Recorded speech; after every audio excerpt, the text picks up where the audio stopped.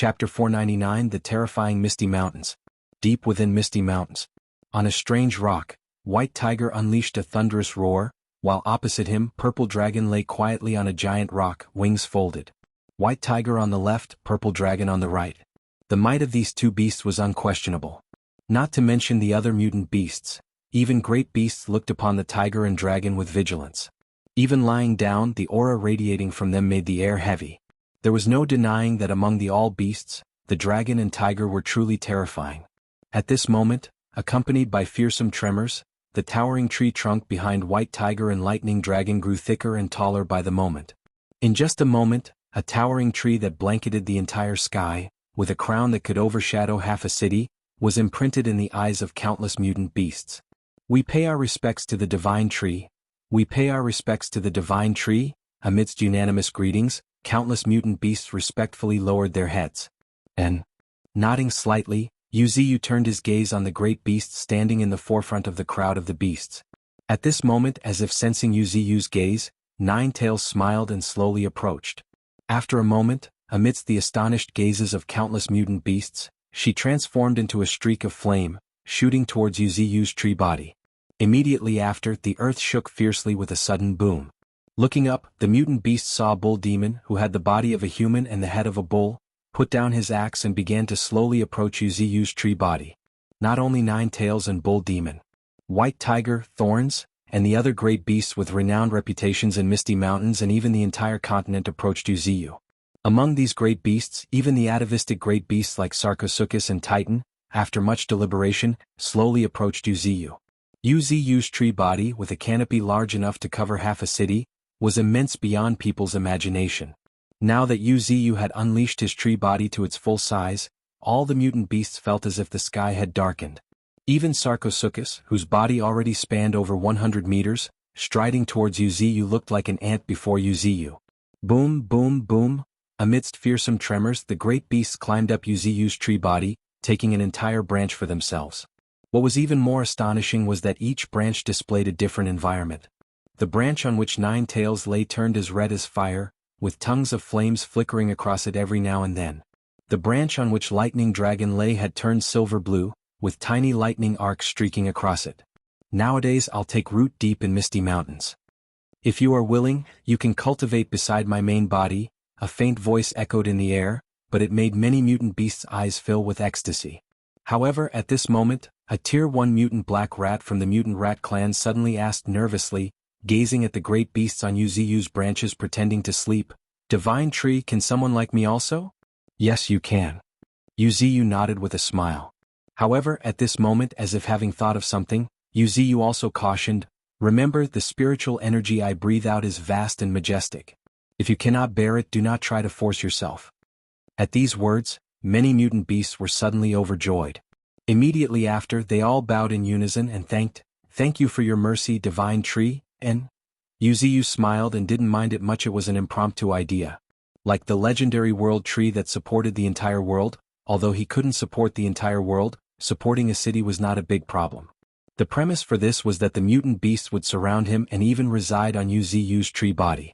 For many mutant beasts, this was an extraordinary opportunity. Not to mention other benefits, at least the cultivation speed around Wuxia would be several times faster. For beasts like the 9 great beasts who would reside on Wuxia's branches, their cultivation speed would be even more astonishing than the ones living around him. Furthermore, long-term cultivation around Wuxia would also increase the cohesion of Misty Mountains, and to a certain extent, it would make many mutant beasts even more loyal to Wuxia. The price Wuxia paid for this was just letting the mutant beasts live closer to him, which he was already accustomed to. The peregrine falcons and inferno birds were the prime example. They had long since taken root in Wuxia's canopy. And by now, all of them had broken through to Tier 2. Simply allowing the mutant beasts to reside nearby will substantially increase the combat power of Misty Mountains. This is something that only I can achieve. Marveling in his mind, Wuxia felt somewhat proud. However, this was only for the short term. Wuxia couldn't stay rooted in one place for a long time. If it weren't for Wuxia's recent plan to settle down, he wouldn't have made such a choice. At this moment, looking down, seeing the countless beasts below stretching out like a sea, numbering in the hundreds of thousands or even millions, Wuxia decided to address today's main agenda. Misty Mountains is now flourishing day by day. We've no fewer than 20 major and minor clans. Among them, the Rat clan alone has over 300,000 members. The number of our Tier 2s has crossed 100, and Tier 2s like Snake Queen, Bull Demon, Golden Ant, Little White, Aurora, Dark King constituted the strongest Tier 2s, having reached 4th order. As for the Nine Tails, Brewmaster, Spirit Butterfly as well as, simply pointing out Misty Mountain's current strength, Yuzu's voice became increasingly high-pitched. Many mutant beasts couldn't help but lift their heads, excitedly looking at the towering tree. This was the current Misty Mountains, the strongest force on the entire continent, no, even in the entire world. No else could stand on par with them. They alone have a couple Tier 3 transcendents, not to mention the huge number of Tier 2s. But most importantly, they had the Divine Tree, the strongest entity in the world, also known as the #1 monstrosity of the continent. Chapter 500 Conferring Ceremony. Quietly listening to Yuzu's description, many mutant beasts' eyes burned with fervor. Most of these mutant beasts were recently subdued, during the frenzied expansion of Misty Mountains. For example, the recently established Mutant Jackal clan had 5 Tier 2s, and had 1,000 members. Then there was the Mutant Weasel clan. Although they had just over 100 members, each one was as fast as lightning. These mutant races were not very familiar with Misty Mountains because they had just joined. They only knew that the 9 great beasts ruled over Misty Mountains. Not 10 but 9. Many mutant beasts hadn't even heard of the 10th great beast, Lightning Dragon. Though this was also because many mutant beasts had not ventured deep into Misty Mountains. Let alone knowing about the mysterious 10th great beast, they had only heard about the other great beasts and they had not seen them. As for the left and right guardian, the strongest clan hidden deep underground, the Chimpanzee clan, many mutant beasts hadn't even heard of them. Now, listening to Yuzu's introduction, these new additions finally gained some understanding of Misty Mountains. Meanwhile, a human standing beside Qin Gang took a long deep breath, trying to suppress the shock in his heart, his face completely pale. "Mr. Mayor, is this the horror of Misty Mountains?" "Yes." Nodding, Qin Gang's corners of his lips rose into a smirk as he shot a meaningful glance at the young man.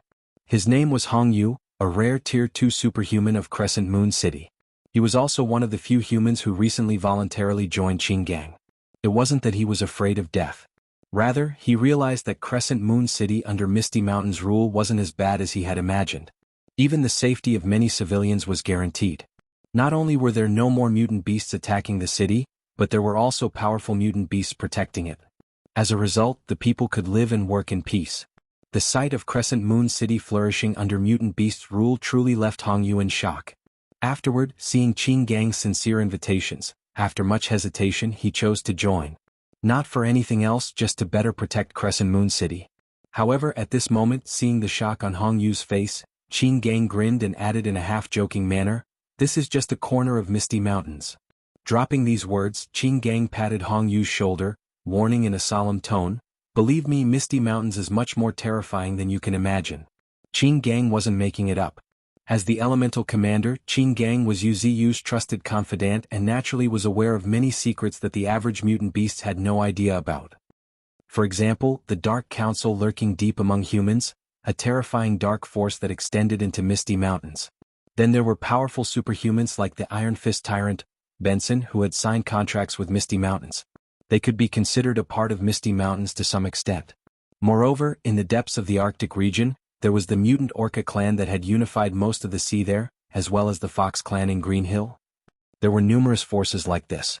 Although not in Misty Mountains, they all, to some extent, obeyed the commands of Misty Mountains. This was the true complete picture of Misty Mountain. At this moment, casting a glance at the sea of mutant beasts, Yuzu started speaking again. "With Misty Mountains becoming stronger, we must establish so-called rules. Without rules there can be no order. And we, Misty Mountains as the pinnacle force, even more so have to do this."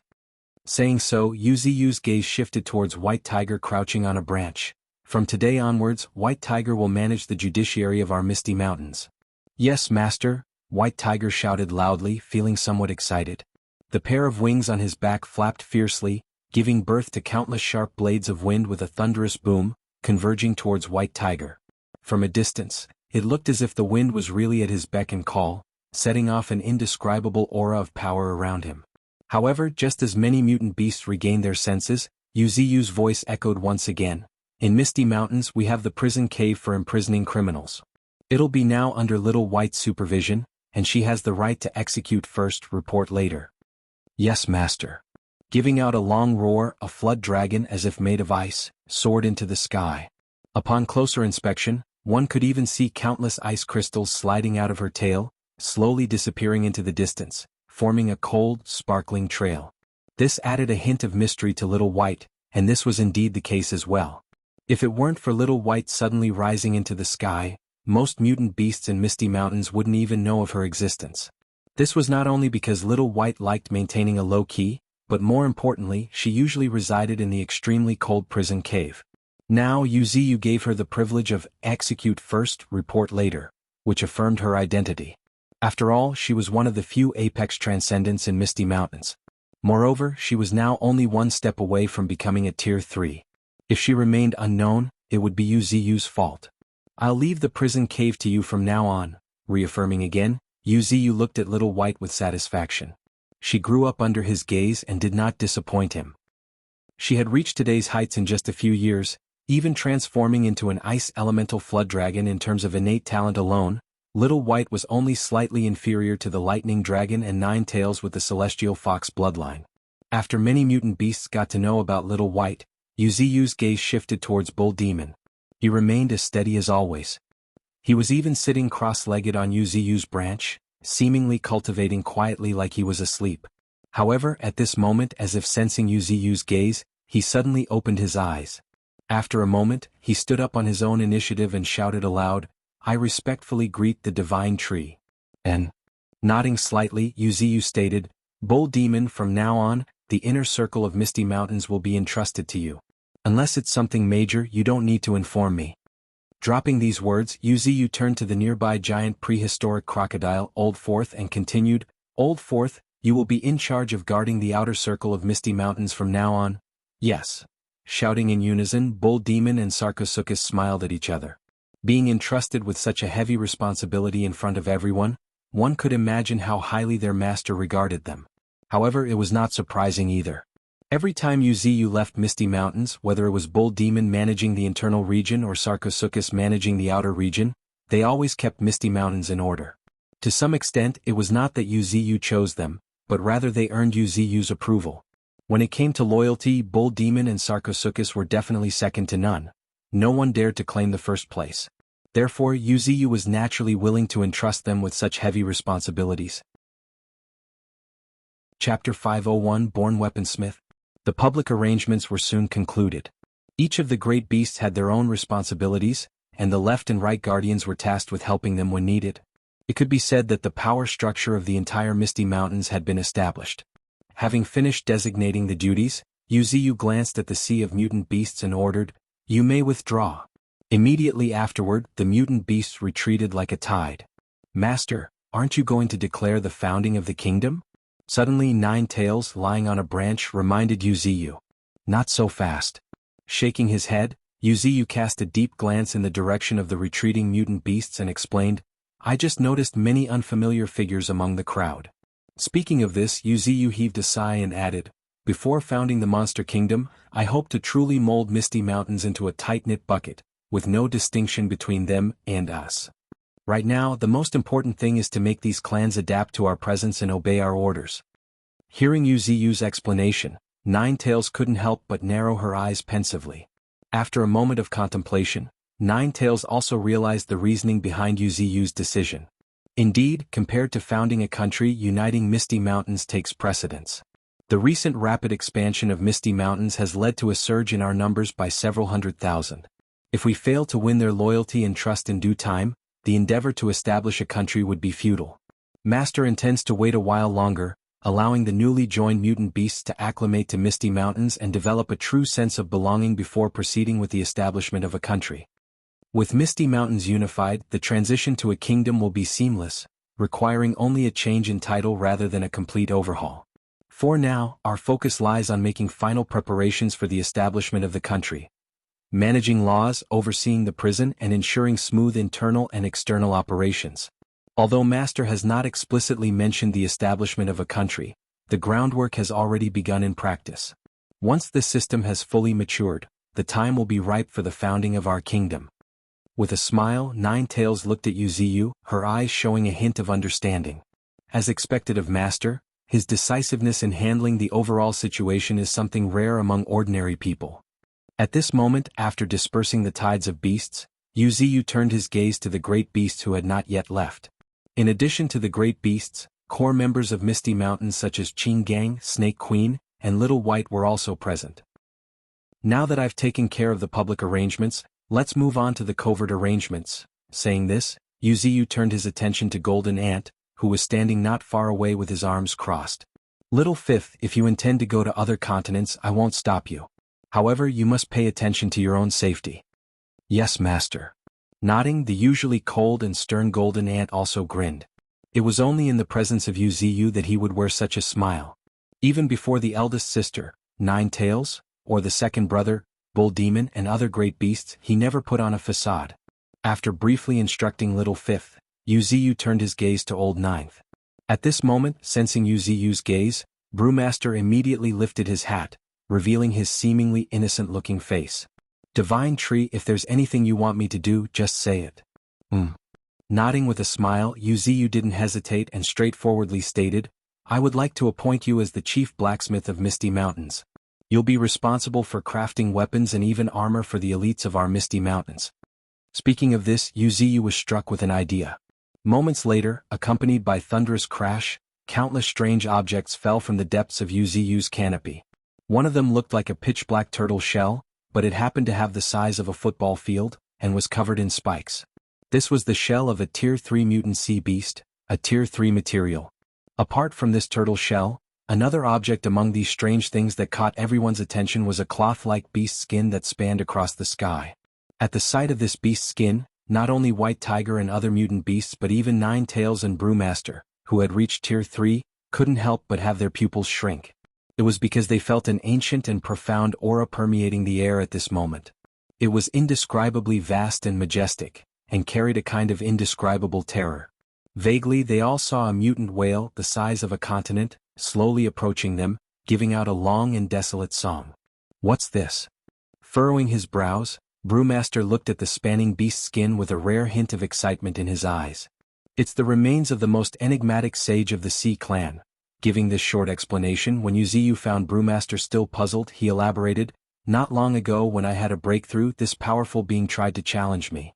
Though he got annihilated under my natal flying blade, leaving only this piece of skin behind. At this point, Yuziyu dropped a sentence that left Brewmaster ecstatic. If my estimation is correct, this should be a top-grade Tier 3 material. Not only can it gather a large amount of spiritual energy, but it also has unparalleled defense. Even without any kind of tempering, it can be used to make excellent defensive articles. This revelation caused Brewmaster to furrow even more. However, after a moment, as if unable to contain himself, Brewmaster rubbed his hands, slowly approached the falling beast skin with some hesitation. Divine Tree. I've never used such top-grade material before. Don't blame me if I fail to make the best use of it.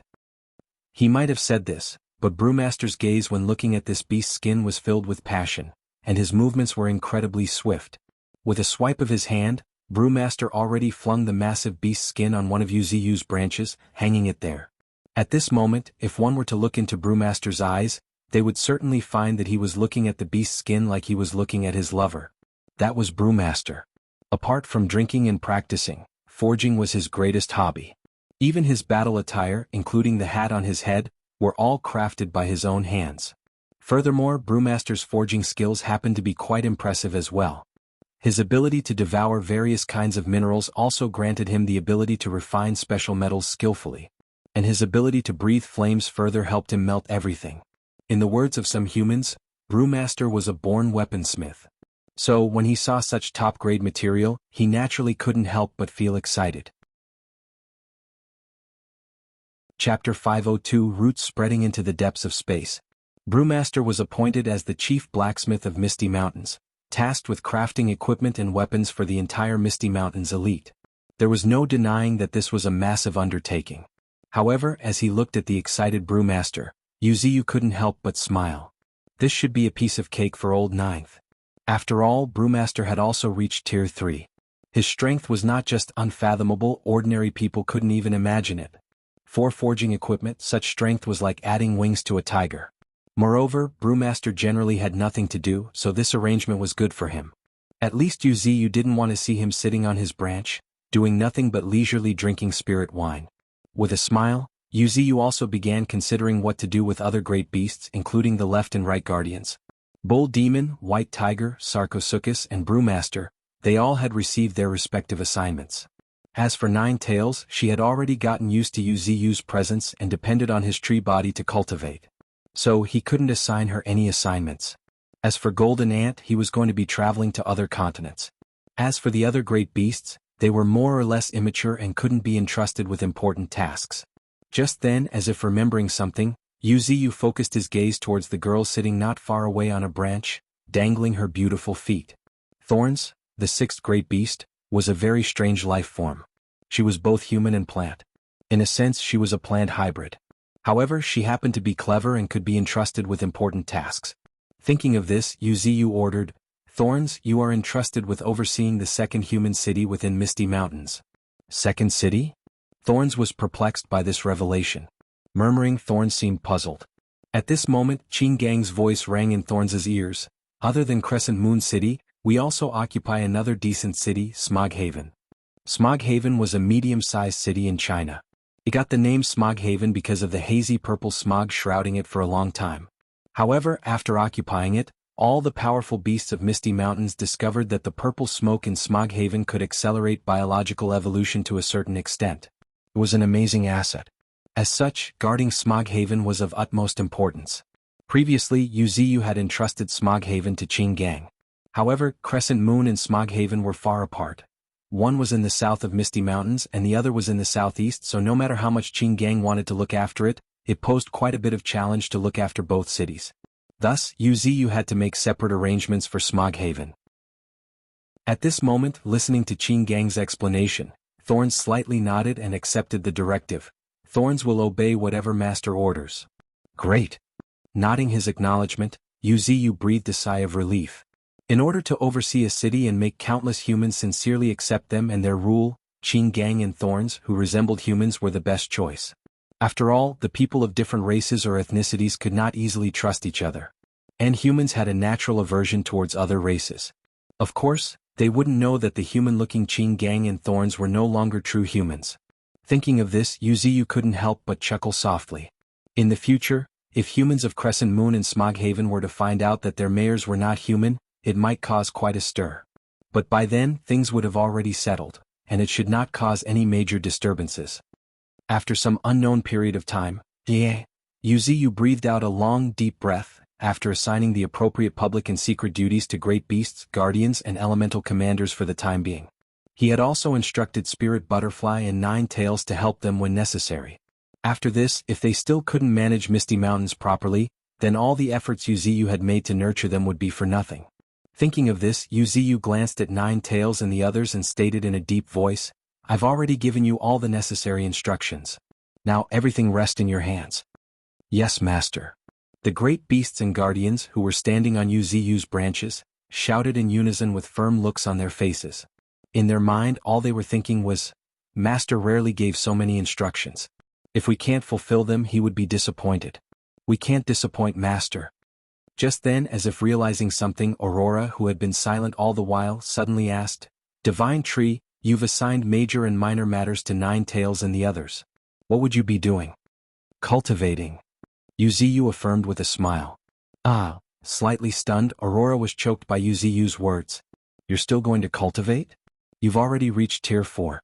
With your unfathomable strength, you can easily dominate the entire world, let alone a continent. And you still want to cultivate? Are you freaking kidding me?" Of course, Aurora didn't say this out loud. However, feeling the intense mental fluctuations from Aurora, Yuziyu understood. After a moment, Yuziyu looked towards the night sky and explained, sighing, "Since my breaking through, I haven't really stabilized my cultivation. If I don't stabilize my foundation soon, I might face trouble in future breakthroughs." With that said, Yuziyu's gaze also fell on one of his branches, where an enormous dumpling-like thing was hanging in the distance, with countless willow branches tied around it. The thing tied up in countless willow branches was a black willow tree. It bore striking resemblance with Yuziyu's tree body, and its vitality was growing stronger day by day. The Black Willow Tree was none other than the Sea Beast King, who was undergoing a brand new evolution, initiated based on Wuxia as a template. However, Wuxia as a life form far exceeded the cognition of the Sea Beast King, so it couldn't fully complete the transformation for a long time. At this moment, gazing at the Black Willow Tree, Wuxia added with a smile, "I have suppressed the evolution of the Black Willow Tree. If nothing unexpected happens, its evolution would continue to be prolonged again and again. By the time it finishes its evolution, it will be the time when I awaken." Awaken? Everyone was a bit puzzled. "Yes, awaken," confirming, Wuxia's corners of lips curved into a slight grin. Then he deeply glanced at the numerous mutant beasts, his gaze sweeping across them one by one. "Nine tails, bull demon, white tiger. While I stabilize my foundation, all the trivial matters of Misty Mountains will be entrusted to you." Dropping these words, Wuxia no longer paid attention to the bewildered gazes of the mutant beasts, his consciousness slowly sinking into the depths of his tree body. What the mutant beasts didn't know at this moment was that while Wuxia did say that the main reason he was entering a secluded cultivation was because of the imminent third round of spiritual energy tide. To prepare for the upcoming spiritual energy tide, Wuxia had no choice but to try to spread his roots towards outer space. After all, the spiritual energy tide this time was likely to come from space. If Wuxia could perceive it early, he could plan ahead. At this moment, if anyone paid attention to the depths of the earth, they would surely hear thunderous cracking sounds, akin to a mirror breaking as black tentacle-like roots shattered the space one after another, slowly spreading towards the dark depths. The third round of spiritual energy tide was about to rise, and what Wuxia needed to do was to detect it early. Moreover, to take the initiative to prepare for the spiritual energy tide before anyone else and concentrate it in Misty Mountains. If his plan succeeded, Misty Mountains becoming the #1 power in the world would be set in stone. Wuxia would gain an even deeper foundation thanks to this early contact with the spiritual energy tide. It would help prepare him for his future breakthroughs to Tier 5, 6, or even truly realizing Tao. However, even Wuxia himself didn't know that his slumber would last for several seasons. During this period, the forces and forbidden zones that had been suppressed by Misty Mountains would quietly surface to the world. At Tian Shan Forbidden Zone, which remained extremely cold round the year, a strange snow lotus phenomena appeared. In the historically mysterious Shenangjia, strange dragon-shaped phantoms were sighted. However, this was not all. Even the silent Qin Emperor's mausoleum, which had been dormant for thousands of years, echoed with the sound of war drums. Seclusion in the opening of a prosperous era was inevitably a choice he made. One made by a ruler of his standing. His existence couldn't prevent the arrival of such a prosperous era. With his current strength, it would not have been difficult for him to lift his head under the pressure of such an era. Regardless, being able to lift his head alone was not enough. This was another choice made by Wuxia. He was waiting for and anticipating the arrival of a true prosperous era. Only with the advent of this prosperous era could his path to transcendence and achieving Tao truly begin. Chapter 503 3 years? Seasons changed, and in the blink of an eye, 3 years had elapsed. During these 3 years, apart from occasional awakenings, Wuxia spent all his time in cultivation. This was done not only to extend his roots further into space but also to stabilize his cultivation. Compared to his peers, his cultivation speed was incredibly fast. Although rapid cultivation wasn't necessarily a bad thing, Wuxia found it challenging to maintain control over himself due to the speed of his progress. It wasn't until now that Wuxia truly understood his 81 secondary roots. Not 9 but 81. After Wuxia advanced to Tier 4, his original 9 secondary roots underwent transformation again, branching into a total of 81 secondary roots. Each secondary root was like a dragon hidden deep within the earth, seemingly dormant. However, upon closer observation, each of these 81 roots were unique. There was one that resembled a colossal python as huge as a skyscraper. Faintly, one could even hear hissing sounds as if coming straight from prehistoric times. It was precisely the secondary root that had absorbed the essence of the Titanoboa, and possessed some of the abilities of Titanoboa. For example, Titano-strangulation. Similar to the Titanoboa, it could instantly shoot out and strangle enemies. Its stranglehold was 10 times or even dozens of times stronger than that of ordinary secondary roots. In other words, even a peer at the same level would face significant trouble if entangled by this secondary root. It was a killing move in the truest sense. Apart from this Titano root, there was another secondary root of particular interest. the cosmic route named after space. This was the secondary route that Wuxia had used to explore void with its countless rootlets, which eventually led to its mutation. It seemed to have absorbed some mysterious force, which granted it an illusory texture. It had an indescribable color, it was black yet not black, purple yet not purple. Cosmic root, it's capable of integrating better into void, and even able to create a strange space within the body. Narrowing his eyes, Wuxia looked at the cosmic root extending endlessly into the depths of void, and a slight smile curved his lips. This was one of the biggest harvests he had gained in these 3 years. He had mastered a new yet frightening power. A grin appeared on Wuxia's lips, feeling proud of himself. Of course, apart from the Titano root and cosmic root, most of the other secondary roots appeared rather ordinary because Wuxia had not yet selected suitable prey. In time, Wuxia, upon finding a suitable prey, could use these roots to devour it, potentially giving birth to unique abilities. This was his foundation, his true foundation. However, just as Wuxia was reveling in his accomplishments, he suddenly opened his eyes. Immediately, like a thunder resounding in his mind, countless mutant beasts trembled. The next moment, all mutant beasts looked up towards the towering tree blanketing the sky in the distance, its branches swaying gracefully against the backdrop of the sky. Then, one branch after another rose as if awakening, exuding an indescribable aura of might. We pay respects to the divine tree, pay respects to the divine tree. One after another, the voices of countless mutant beasts echoed through the sky. And, nodding slightly, Wuxia swept his gaze over misty mountains, and felt a feeling of satisfaction washing over him. Various clans had marked their territories, each guarding its own with vigilance. Their powerful experts stood watch silently, as if poised for action yet also anticipating something. However, it was not surprising either. Misty Mountains had remained in isolation for too long, so long that countless humans and mutant beasts had almost forgotten the name Mist. It had only been 5 or 6 years since the advent of the era of transcendence, yet this isolation of Misty Mountains had lasted for 3 years. One could imagine what it signified.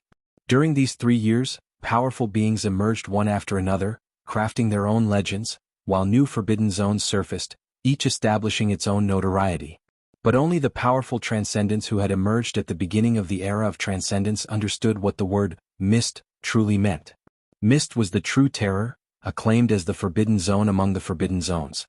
Moreover, more people gave it a new name, the Lost Land. The land that had vanished from the continent no one could find. However, everyone could sense its existence.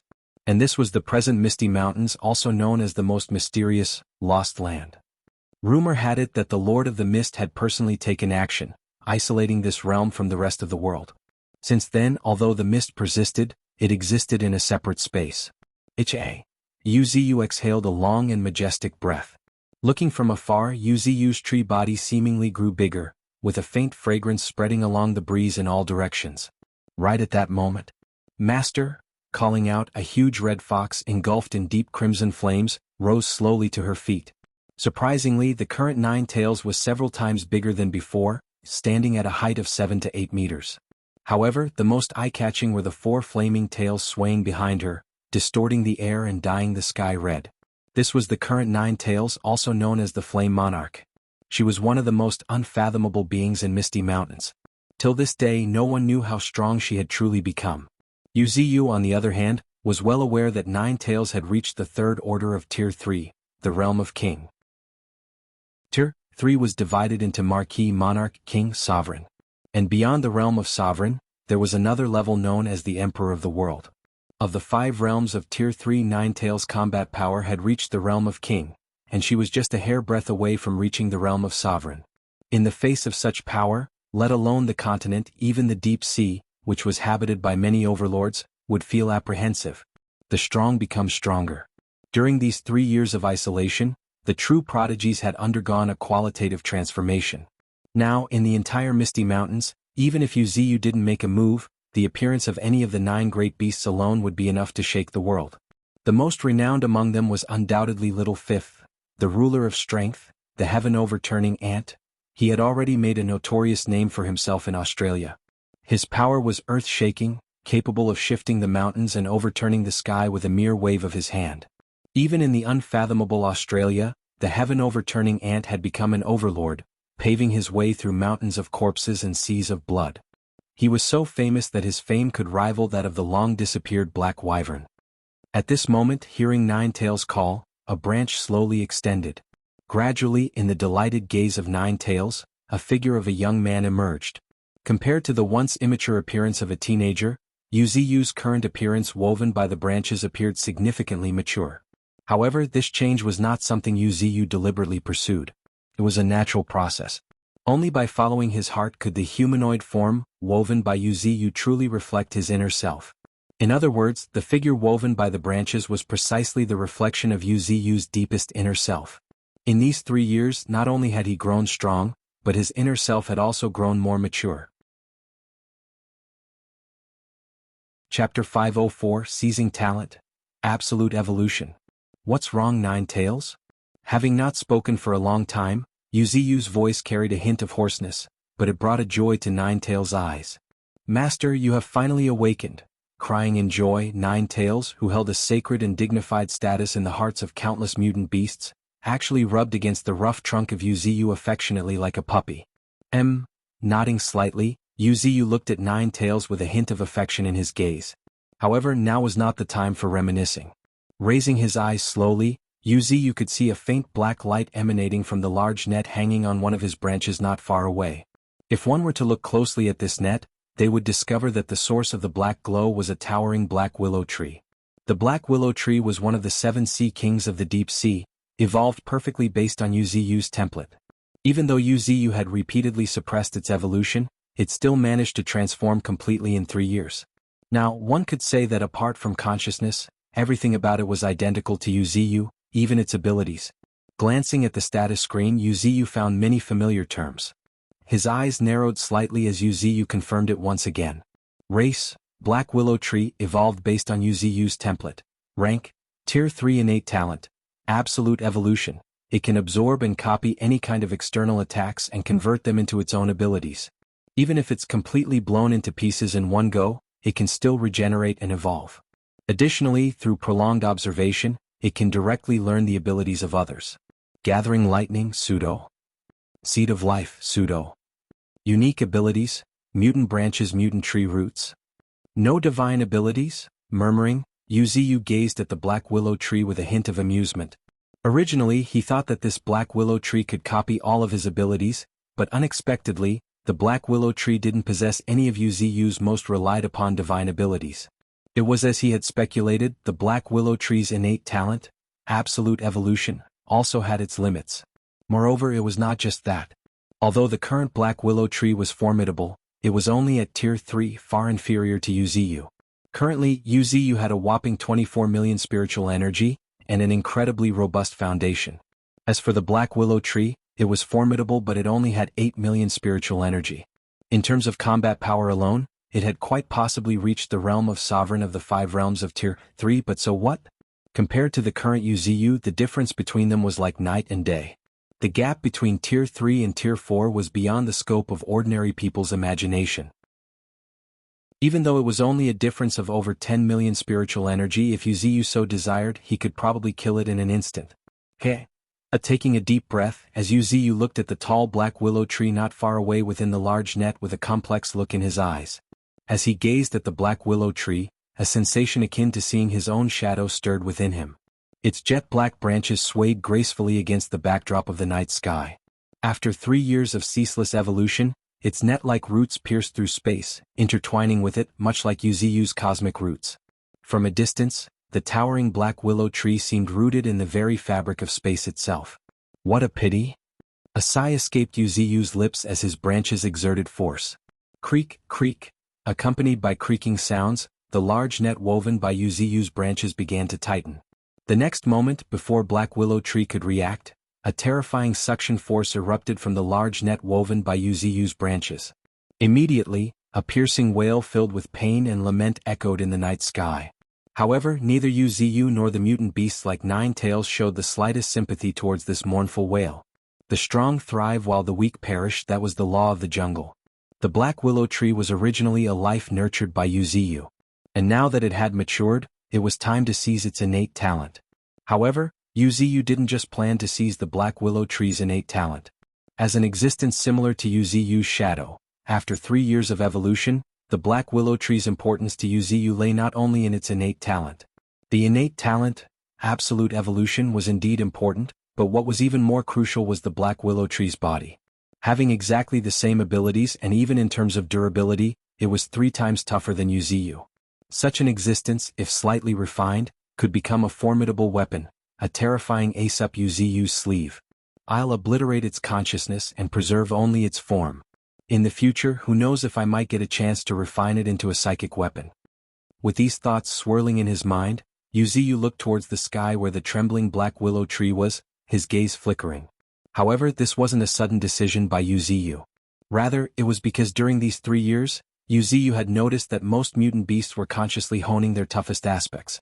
For example, Bull Demon's pair of crescent horns on his head. After Bull Demon's constant polishing day and night, they gleamed with a sharp and cold sheen.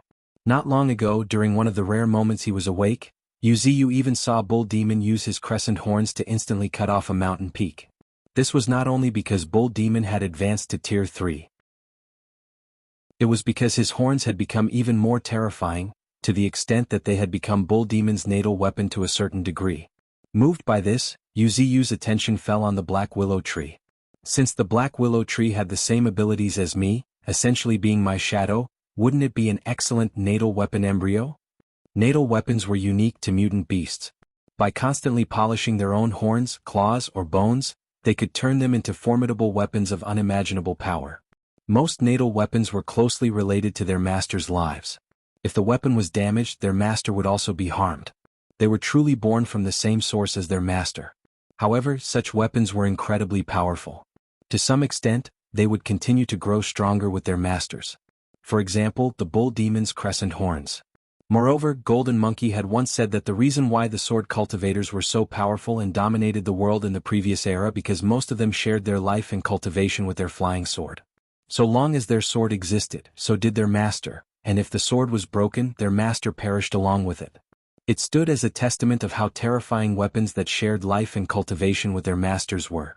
Unfortunately, Wuxia currently didn't know how to refine natal weapons. The reason why Bull Demon could do so was also a matter of luck and some freak accident. As such, Wuxia could only shelve this matter for the time being and put it on the back burner. For now, the most important thing was still to seize the black willow tree's innate talent, absolute evolution. Chapter 505, The White Dragon's Lair. Of course, when stealing the innate talent, Wuxia wouldn't blindly follow the book. Although the innate talent, absolute evolution, was terrifying, its user would lose its original ability upon completion of the evolution, and Wuxia, after years of accumulation, was unwilling to lose his everything. As such, when seizing the innate talent, absolute evolution, great attention must be paid to it. During stealing the innate talent, Wuxia didn't mind sacrificing some of the power of the absolute evolution to compensate for its shortcomings.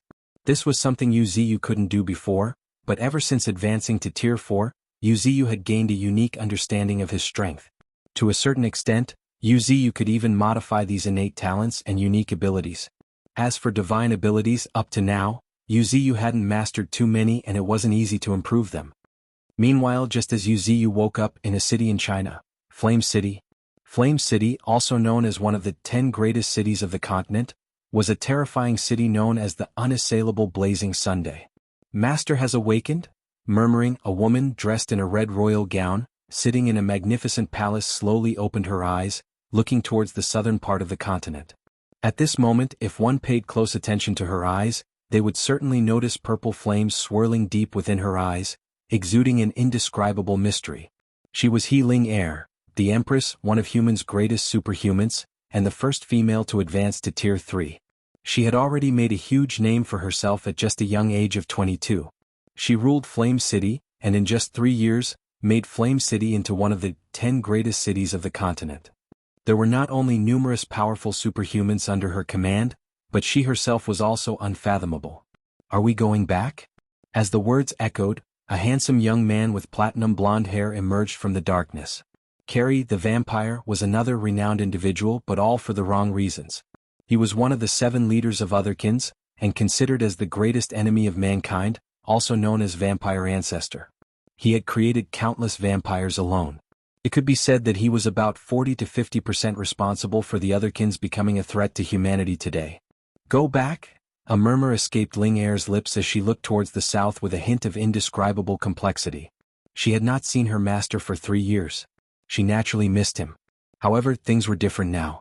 In these 3 years, the continent, or more accurately, the entire world had undergone earth-shattering changes.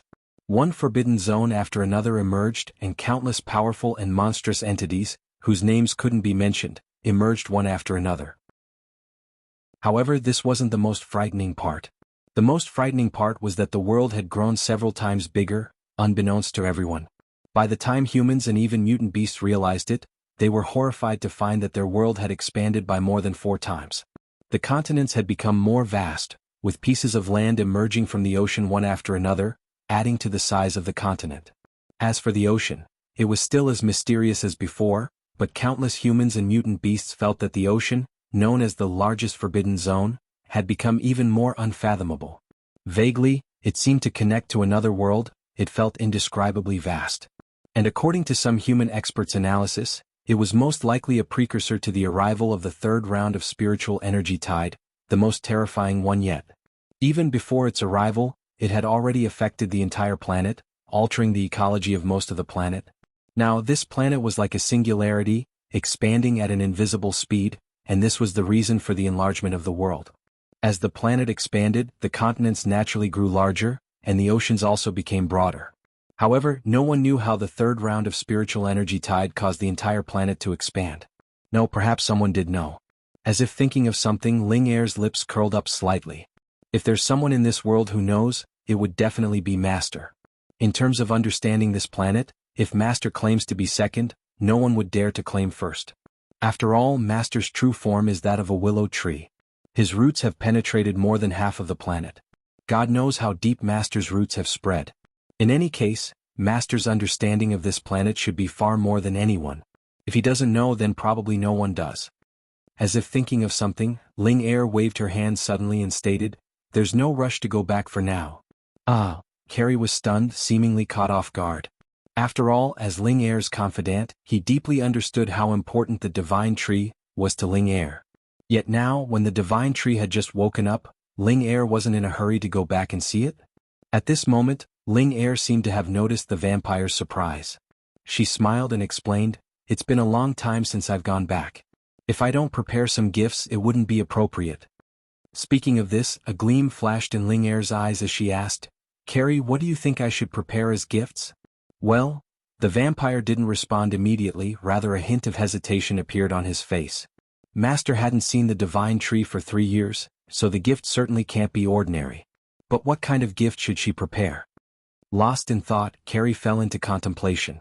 However, before Carrie could come up with an answer, the air suddenly became scorching hot. Looking up, Carrie was astonished to find the sky dyed with a faint purple hue, with a terrifying aura surging from Ling Er. "Master," calling out, Carrie looked at the nearby Ling Er, and found her purple wings already unfurled, a bit astonished. "Prepare yourself. 3 days from now, I will set out to subdue the White Dragon's lair, and prepare a generous gift for Master." The White Dragon's lair? Ling Er's determined voice left Carrie in shock, but seeing Ling Er's resolute look, he suppressed the shock in his heart.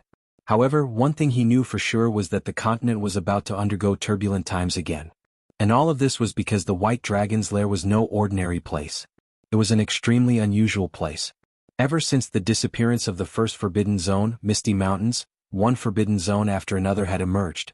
And the White Dragon's lair happened to be one of the most terrifying forbidden zones that had risen in recent years. Chapter 506 Humans had immortals and commanded the world. The rumor had it that the White Dragon's lair was habited by a true dragon. No one who had approached it returned alive. The humans living in its vicinity have occasionally heard dragon roars. The dragon's lair was located in a very famous race in the previous era, and in ancient times, Shenangjia. According to legend, it was where the ancestor of humans, Shenong, the Flame Emperor, tasted the herbs. The peaks were steep here and the ravines were deep. The reason how it got its name was because the mutant beasts occasionally glimpsed around the lair are as white as snow. This is the most puzzling aspect of this dragon's lair. However, no matter how puzzling it is, it didn't diminish the terror of the White Dragon's lair. After all, the strongest person in China, the Empress Ling Er, went to the dragon's lair, riding her divine beast, White Elephant, and fought bitterly for 3 days and 3 nights. When she returned, she was seriously injured. That night, countless humans saw the White Elephant weeping blood, and purple flames dwindling. Moreover, according to the Empress's own testimony, the dragon's lair indeed harbored a true dragon. Heaving a long, deep breath, Carrie suppressed his uneasiness and confirmed once more, "Master, do you really want to go and subdue the white dragon's lair?" And, nodding her confirmation, Ling Er added coldly, a hint of coldness flashing on her face, "That true dragon does have some ability, and the drakes under its command are not weak either." At this point, Ling Er switched the topic, sneering, "However, times have changed. China is determined to obtain the blood of a true dragon. They have contacted me several times recently, urging me to subdue the white dragon's lair and seize the true dragon vein. Since there is such an opportunity before us, why not make good use of it? I don't believe that, with the current power of China, we cannot subdue one dragon's lair." Calmly hearing Ling Er's plan, Carrie's face also showed understanding. "So, after 3 years of hiding, China finally thinks its wings are strong enough and wants to reveal its claws? It should be." A smile appeared on Ling Er's lips, but she wasn't that concerned about it. China was China and Flame City was Flame City. In these past 3 years, powerful forces have emerged one after another. The Chinese government had lost control of many major cities. Nonetheless, some necessary respect still had to be given. Moreover, in the past 3 years, China had indeed amassed a lot of power. Take the 10 special task forces of the past for example. Even Ling Er was a little wary of them. Of course, she was just a little concerned, not afraid. After all, the Flame Wing army of Flame City was not to be underestimated, and neither was the Earth Eye hidden behind Flame City. Both were forces to be reckoned with. Not to mention the fact that Ling Er secretly commanded a behemoth that had turned into the Dark Council, lurking in the darkness. This force was formed by a small gathering of the Otherkins, and they were a major threat to the entire human race. With these thoughts swirling in her mind, Ling Er turned her gaze to the nearby Carrie and asked, "What's the situation of the Otherkins?" "The Otherkins," Carrie heaved a sigh, feeling a bit helpless. After a moment, he finally replied, glancing at Ling Er, "Master, the situation of the Otherkins isn't looking that great." Speaking of which, Carrie turned serious as he explained, "Unlike before, the human part of most of the Otherkins have awakened. They all consider themselves as ancient races of the past. What's even more terrifying is that not only do they possess extraordinary innate talents, but their combat prowess is also fearsome. Now, for more superior clans have emerged among the Otherkins." Ling Er's face darkened slightly upon hearing Carrie's report. 4 more superior clans? A clan could be designated as superior if its members possessed strength enough to dominate their peers. These clans were known as terrifying races in the previous era. The most famous among them was the human race. In the previous era, the human race was among the top 10 terrifying races of all races. However, times had changed. The human race went against the natural order and re-established themselves in the new era, which caused them to forget their legacy. They no longer had the momentum of the previous era. However, the other races were different. After all, unlike the human race which required generations of inheritance and accumulation, those races excelled in innate talent and dominated the world with extreme strength. Take the newly emerged superior clan, the Three Eyes clan. In the previous era they were ranked 57th among all races. However, in the new era, a human suddenly awakened and opened a third eye, shocking half of the world with his combat power. Mere awakening granted him the strength of an Apex Order Tier 2 Transcendent. After opening his eyes, he even managed to severely injure a Tier 3 mutant beast. Now, the Otherkins of the Three Eyes clan called themselves the Three Eyes Divine Clan. They were so strong that even Ling Er had misgivings about them. This stood as a testament of how terrifying some of these races among the Otherkins were. Indeed, it's just as the Divine Tree said, the return of myriad races would bring a prosperous era. In other words, with the new era, all races will reorganize. As for which race would come out at the top, no one knows. In ancient times, the human race only became an apex race after countless years of struggle and accumulation. But now they have been beaten to dust. There is no knowing whether they will be able to return to their previous heights. As for other races, especially those like the Three Eyes clan that dominate with extreme strength, their emergence in this new world now undoubtedly increases the hope of them becoming an apex race. It was worth mentioning here that the Three Eyes Otherkin even said that the fastest way to stand at the top of all races is to reach Tier 8. 8. Those were heavy words which should not be spoken about lightly. However, that Three Eyes Kid was so arrogant that he couldn't resist the bait and eventually explained that the Tier 8 Transcendents were eternal and indestructible. They could raise a race into the ranks of apex race with one's own strength alone. So, China and even the surrounding nations gained a new understanding of transcendent tiers. On that day, wild ambitions were ignited in the hearts of countless people. Tier 8, eternal and indestructible, an existence that ruled over the world and commanded the vast universe. They were universally respected, and no one dared to disobey them. And that was the legendary Tier 8, also known as the Great Sage, the Enlightened One, the true backbone of a top-tier race. According to that Three Eyes Kid, the human race had 8 enlightened ones in ancient times who dominated the universe. What was even more terrifying was that in ancient times, the human race had true undying immortals. These existences seemingly transcended Tier 8. It was precisely because of this that in this world where all other races had disappeared, the human race had flourished for tens of thousands of years, seizing every opportunity. All of this was only because the human race had such top experts. Immortals, the unspeakable and unable existences, yet they had long made the final plan, calculating the celestial secrets for the human race, preserving their bloodline. Chapter 507c. Recalling the world's situation, Ling Er could not help but heave a sigh of helplessness. The successive rise of superior clans was not very good news to this world. After all, compared to these superior clans, not to mention humans, even mutant beasts were inferior. Only the best of the mutant beasts, such as the 9 great beasts under Yuziu's command, as well the elemental life forms, could stand against them. In the previous era, 9 Tails, the elemental life forms as well as the lightning dragon Little Tenth of Misty Mountains, would have been classified as members of the superior clan. After all, the Celestial Fox clan to which the 9 Tails belonged, was renowned in the previous era, always shrouded in mystery. The elemental clan was ranked among the top superior clans among the myriad races. Their ability to manipulate elements alone made countless races tremble in fear. As for the lightning dragon, dragons, who were already depicted as terrifying beings in myths and legends, were also one of the few apex races that could challenge the human race in the previous era. What was most terrifying was that the dragon clan had a small population and did not rely on quantity to dominate. With only 1 million, they had earned the title of an apex race. Just from this, it was evident how terrifying the dragon clan was.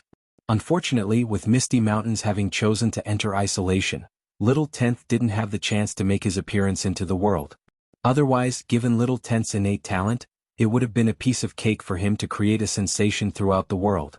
If the Little Tenth comes out, I guess that Three Eyes Kid would become old news. Ling Er couldn't help but curl her lips into a smile at the thought of this. It's been a long time since I've seen him. I wonder how much that kid has grown. But according to Skynet's intel, Little Tenth seemed to have successfully devoured the lightning element spirit flower bestowed by Master and stepped into the Tier 3. I guess meeting him is something I should be worth looking forward to. Oh, and there's Little Fifth too. He is quite famous in Australia now. His reputation has even spread to this continent. A smile bloomed on Ling Er's face as she became eager to see these little ones she hadn't seen in a long time. At this point, Skynet and Earth Eye that Ling Er had thought of earlier should be introduced. Skynet and Earth Eye, collectively known as C, were intelligence organizations that Ling Er had carefully built during these 3 years. They also happened to be the most terrifying assassination organizations. Within them, the rules were strict and the ranks were clear. Heaven's Lair, Earth Reaper, Shadowhunter, Huntsman, Demons, Devils, Ghosts, and Monsters. These 8 ranks of classification seem to speak of the bloody and cruel nature of C. The Earth Eye's mainstay was defense, and it was mainly responsible for gathering intelligence on everything that was happening on the continent. Every single incident on the continent could not escape the Earth Eye. Even the mysterious alliance of Southeast Asian nations. Because of Yuziu's apostle, Aisha, the fire elemental life form, who was now the highest nun of Buddhism, even everything in that part of the world fell under Ling Er's perception. As for Skynet, its mainstay was offense and was tasked with attack and conquest. Skynet was the gathering of powerful individuals such as the 8 peregrine falcons, snow leopard, and green mantis under Yuziu. Any existence skilled in the art of assassination was in Skynet. Of course, to a certain extent, Skynet was also the main means for Ling Er to exchange information with Misty Mountains. Only Skynet was truly trustworthy. This was also one of the most terrifying trump cards in Ling Er's sleeve. Even the most notorious otherkin in China, Silver Moon Izong Feng, was only a shadow hunter within Skynet. This spoke volumes for how terrifying Skynet was. At this moment, as if remembering something, Ling Er turned around and proactively asked, "Which 4 superior clans have emerged now?" "The Ghost Clan, the Titan Clan, and 2 races whose names are unknown." While replying, Carrie's eyes couldn't help but flicker. Superior clans were called Superior Clan for a reason. They were terrifying. And now, 4 more races had emerged, and all of which were terrifyingly powerful. The guy who claimed to be from the Ghost Clan not only could become tangible and intangible at will, but his psychic power was equally terrifying. He could easily move a building with his mind, which was really awe-inspiring. As for the Titan Clan, they grew taller and taller every day, reaching the height of tens of meters in a few weeks. Now they walked where few people tread on the continent. If it weren't for the sharp intelligence of the Earth Eye, it might not have been possible to discover their existence. "The Ghost Clan, the Titan Clan," Ling Er murmured, having a rough guess of their abilities. However, the specifics would have to wait for Carrie's written reports. Thinking of this, Ling Er also ordered, "You may retire for now. I'll go take a look at these newly emerged superior clans." With that, Ling Er walked towards the study. Shortly thereafter, in a mysterious corner of Beijing, Empress has agreed to launch an expedition against the White Dragon's lair. A simple report, but it caused a tremor in the dark hall. "Good, very good. Only she can take down the White Dragon," a hoarse voice echoed in the hall, as if its owner had not spoken for a long time. At this moment, if one looked towards the source of the voice, they would surely see a dignified middle-aged man sitting high on a throne, a rare smile hanging on his face. "Sir, it seems we need to speed up our plan." Suddenly, a mysterious figure slowly emerged in the pitch-black hall, seemingly manifesting from the very darkness. Naturally. Nodding, the middle-aged man sitting high on the throne raised his arm and looked ahead. Then he slowly clenched his fist. The fist is power. If you want to rule the world, you must use your fist to dominate it. Saying so, the middle-aged man's tone changed, stating in a cold voice, "Once I get my hands on the true dragon blood, I can break through the constraints of this world and once again attempt to become the true emperor of the world." "Congratulations, sir." Congratulating in a fervent voice, the mysterious figure exuding a dreadful aura knelt down on one knee. However, if someone were here at this moment, they would surely be shocked to find that the person sitting high on the throne was one of the twin titans of China, once the highest-ranking figure in the entire China. And the person kneeling on one knee here was none other than the second person in China to reach Tier 3, and the guard who always guards him, the Sword Sovereign Jingyu. Chapter 508, The Three Eyes Divine Clan. True Emperor of the World, murmuring, the middle-aged man sitting on the throne, couldn't hide the fiery passion deep in his eyes. He wasn't someone who showed his emotions easily. But when it came to the seat Emperor, he couldn't help but get excited. All of this was because the Emperor could gather the fate of a region, which could provide a huge assistance in cultivation. Given opportunity, he could even imitate the previous era and establish a supreme dynasty. This was what a true emperor was. Similar to sword cultivation, where one mastered the sword, they instead walked the most dominating imperial path. According to his vague memory, each generation of true emperors, if fortunate enough to establish a dynasty, could achieve at least Tier 5. Moreover, the true emperor in his territory was invincible at the same level. When necessary, they could even mobilize the fate of their dynasty to boost his attacks, achieving legendary feats of fighting beyond their level. From this, it was quite evident what becoming a true emperor would signify for the middle-aged man. And now he was just a step away from becoming a true emperor. As long as he could seize the dragon vein and bathe in the blood of the true dragon, he could create the true dragon foundation. Thinking of this, the fire in a middle-aged man's eyes burned hotter. He had waited too long for this day. He even tolerated the rise of vassals and allowed the proclaimed empress, Ling Er, recklessly expand her power. All of this was because there was only one human in China capable of raiding the White Dragon's lair. It was none other than the Empress Ling Er. Even he couldn't fathom how far this extraordinary woman with unparalleled talents had reached in her cultivation. However, he was certain about one thing. If even the Empress couldn't do it, then there was no one else in the entirety of China capable of raiding the White Dragon's lair. As these thoughts flashed in his mind, his expression couldn't help but darken. Then he immediately ordered, "Aid the Empress with everything for the White Dragon's lair. If necessary, you can even use some top-tier resources." "Yes, sir," the mysterious figure kneeling on one knee accepted the command and quietly withdrew. However, shortly after his departure, mysterious figures began to emerge from various corners of Beijing, all heading towards the Forbidden Zone, the White Dragon's lair. While China was planning to attack the White Dragon's lair, on a mountain peak outside Misty Mountains, the first Forbidden Zone, the Lost Land is actually hidden in such a small place. Amidst a cold laughter, a tall and stalwart blond man stared at the plain not far away with a mocking look on his face. Surprisingly, Misty Mountains in his eyes looked no different than a plain. A sprawling plain stretched as far as the eye could see, blanketed with lush green grasses swaying gently in the breeze. Birds could be seen gracefully flying in the sky, while on the ground below, mutant beasts roamed intermittently.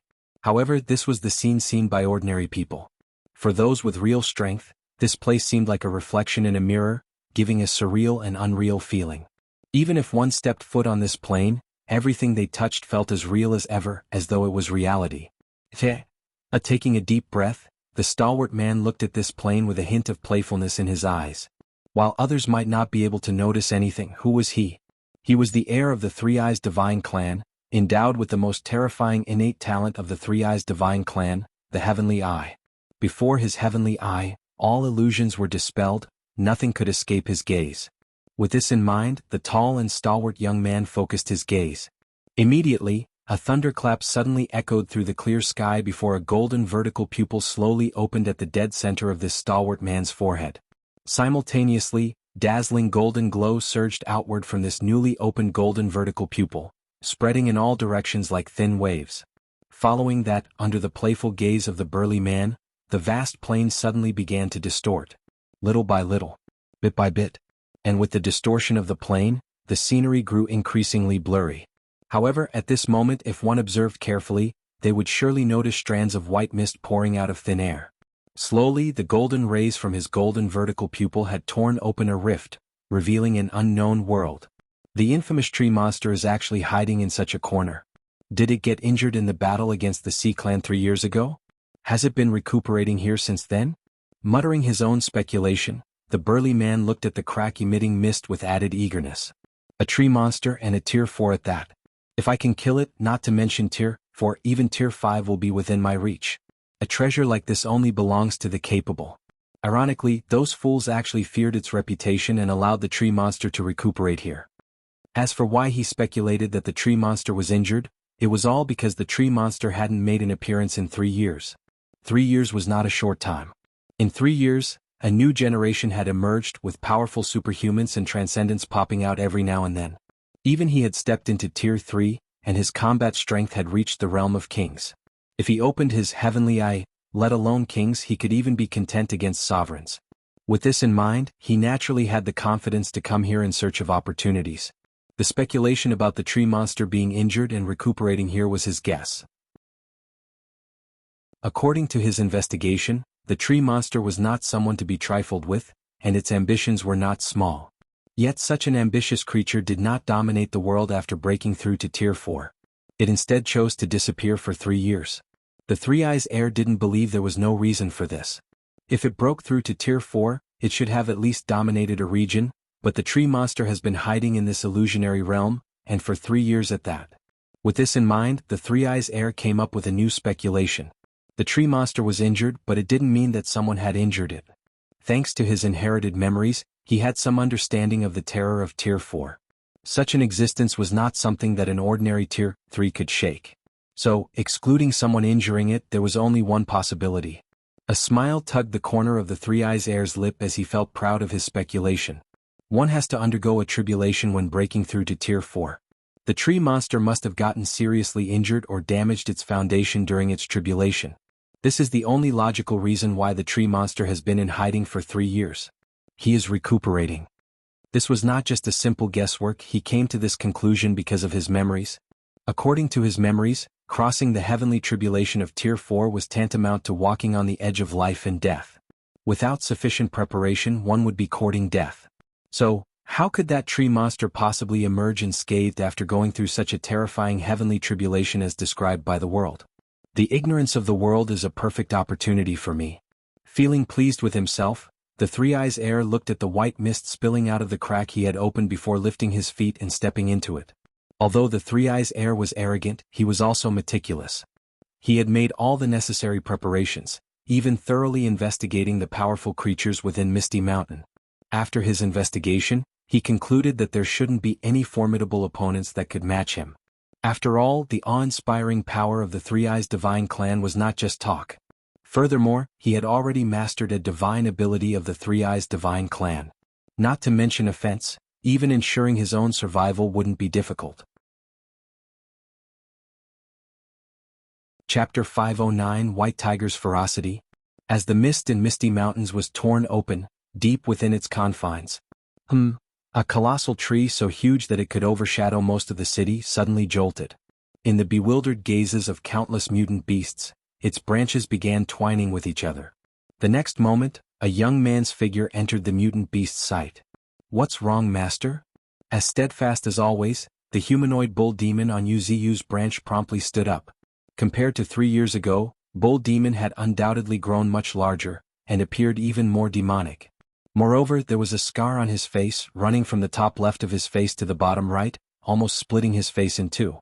Bull Demon, who originally appeared somewhat simple and honest, now exuded a few more traces of ferocity due to this grim scar. This was the price the Bull Demon paid for advancing to Tier 3. After battling for 7 days and 7 nights in a deep abyss, he finally vanquished a mutant beast and then devoured it to break through to Tier 3. The scar on his face was left by that Tier 3 mutant beast. Actually, he could have easily healed it, but to commemorate that unforgettable battle, Bull Demon deliberately suppressed his own recovery ability and left the scar on his face. Fortunately, the scar wasn't too wide, appearing no different than a cut from distance. Otherwise, it would have really disfigured Bull Demon. "Seems like we have a guest," replying in a smiling yet unsmiling voice, Yuziu shot a glance towards the northern part of Misty Mountains. The thick mist couldn't block his vision. Despite the great distance, it seemed within arm's reach. In a moment, aided by the thick mist permeating the air, a figure appeared in Yuziu's mind. It was a tall and stalwart figure. In terms of muscles, he was no less inferior than the fiendish Bull Demon. What surprised Yuziu the most was the golden vertical pupil between the figure's eyebrows. It seemed to be a bit open and harbored a majestic might. Even when he was looking from such a great distance, Yuziu got a piercing feeling. However, right at that very moment, "Who is it?" A deafening roar, akin to a clap of thunder, resounded. At the same time, in Yuziu's playful gaze, the northern part of Misty Mountains shook violently, as if a thunderstorm had manifested on the ground. At the same time, a golden tornado spiraled into the sky, with the stalwart figure hovering at its epicenter, radiating a majestic aura, his hair swirling wildly in the air. However, before Yuziu could respond to him, "Ruhar, Ruhar," 2 consecutive tiger roars echoed through the mountains and forests. "Damn it, who dares to trespass into the territory of my tiger clan?" An uncanny voice resounded, causing the atmosphere to change dramatically. The swirling white fog rolled back into the sky, taking the shape of a giant tiger's head. And from the center of the tiger head, a giant white tiger with wings on its back flew out from the depths of the clouds. Right then, another daunting tiger roar reverberated through the sky.